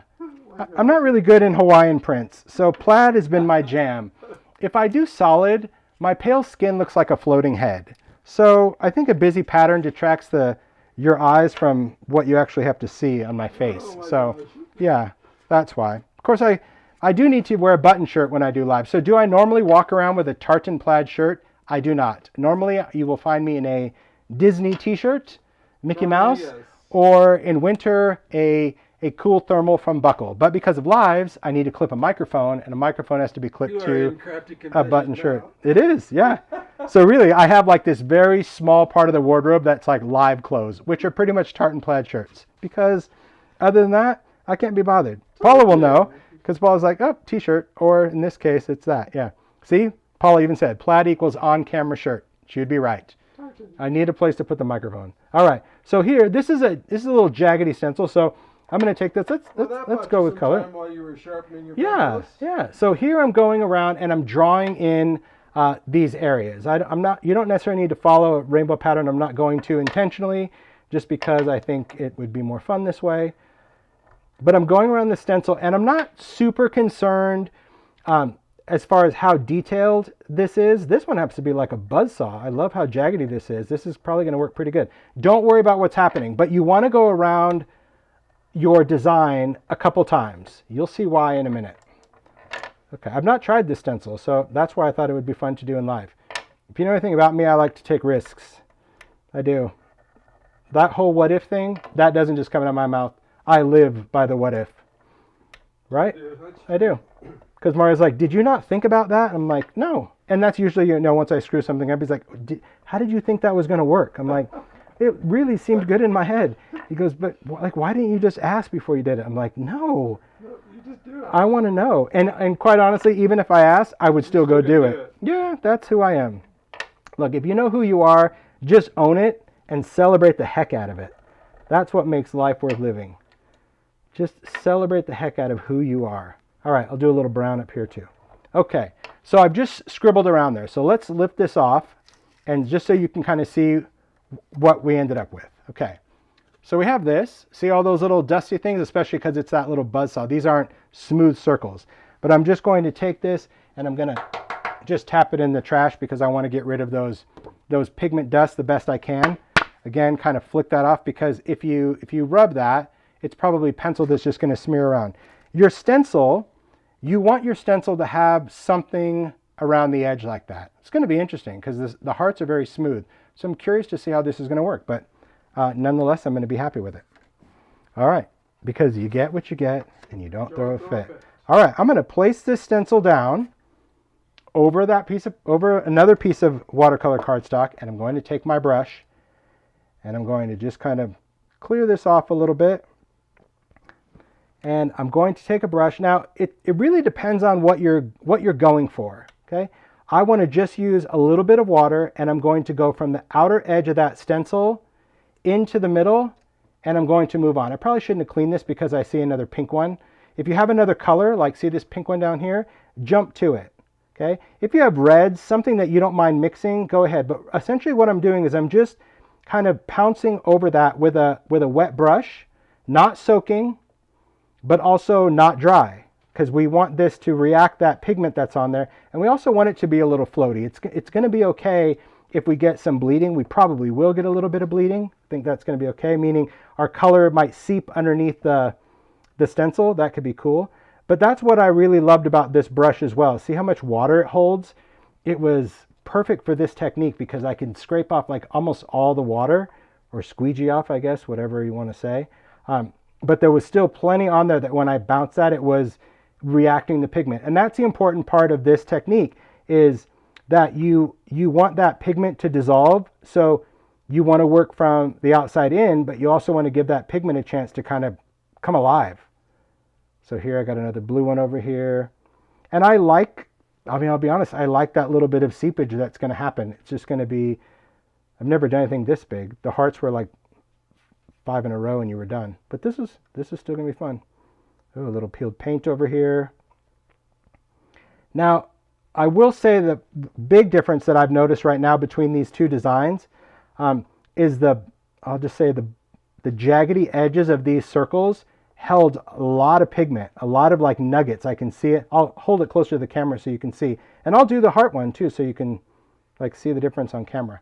Okay, and then we're just going to lift this off, just like a little dismount, and we're going to let this dry. And then for this one, you can just take a brush and, you can just create little swirly whirlies of the circle if you want to keep these a circle. The heart I was a little bit more messy with, and I think I will be messy on the heart one. So I'll do that. But I think it's fun. It's fun to always try things. But it's a great way to just play. Now, you might be rolling your eyes going, I would just sit there and draw circles. But it wasn't about drawing circles with the stencil. It was about the leftover. So I think the heart might be more impactful. Let's do the heart next. But I want to do this. Demo time is playtime. One of the things of why I do lives is I think it's important to lead by example. And I always encourage you guys to just play, to get over yourself, to don't overthink things. And that's why it's important that I do things live, because I don't know what I'm going to do. I don't know how it's going to turn out, and that's okay. I'm going to have to get what I get, or embrace imperfection, or pivot and feel how I can kind of fix something or change it the way I want. That's a great lesson in creativity, that it's not just, you don't have to be perfect every time. You just have to enjoy the process and be like, well, that was cool, or hey, that didn't work, I wonder why. So that's a scribbly one. You can see I stayed on the inside of that. This one drying nicely. Very nice. Let's do the hearts. All right, so this one we already know what's going to happen. So I need to, well, I'll use a different part. Let's do that. Okay, let's take this one. It is fun. I agree. Ranger's like, it's fun to play and get in the zone. I agree. And I think that as makers or creatives, I think that that's probably something that we do less of. Because we really, I don't know why. I don't know why, but it's like, we got to get in there and make something fabulous in like 10 minutes. No, you just let yourself play. Have no expectations. Because I think if you do that, you'll just find yourself enjoying that a heck of a lot more. I believe that. I really do. Okay, let's do green, and let's do that as we'll do Mariner as blue. Okay. All right. So here I'm just going to take that heart stencil with my pencils and just going to go around this. So this, you can see I go around a couple times. Could you color that in? I suppose if that's what you're going for in your outcome, but this is just about going around, and you can see that I'm outlining it more than once. But this one's much smoother, so it's grabbing the pencil totally different.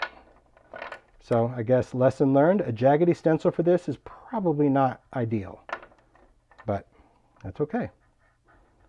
There we go. Great. We'll lift that off.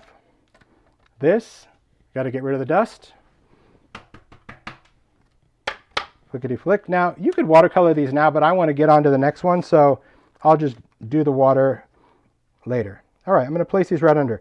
Why? Just so they're on the same piece of paper for no reason.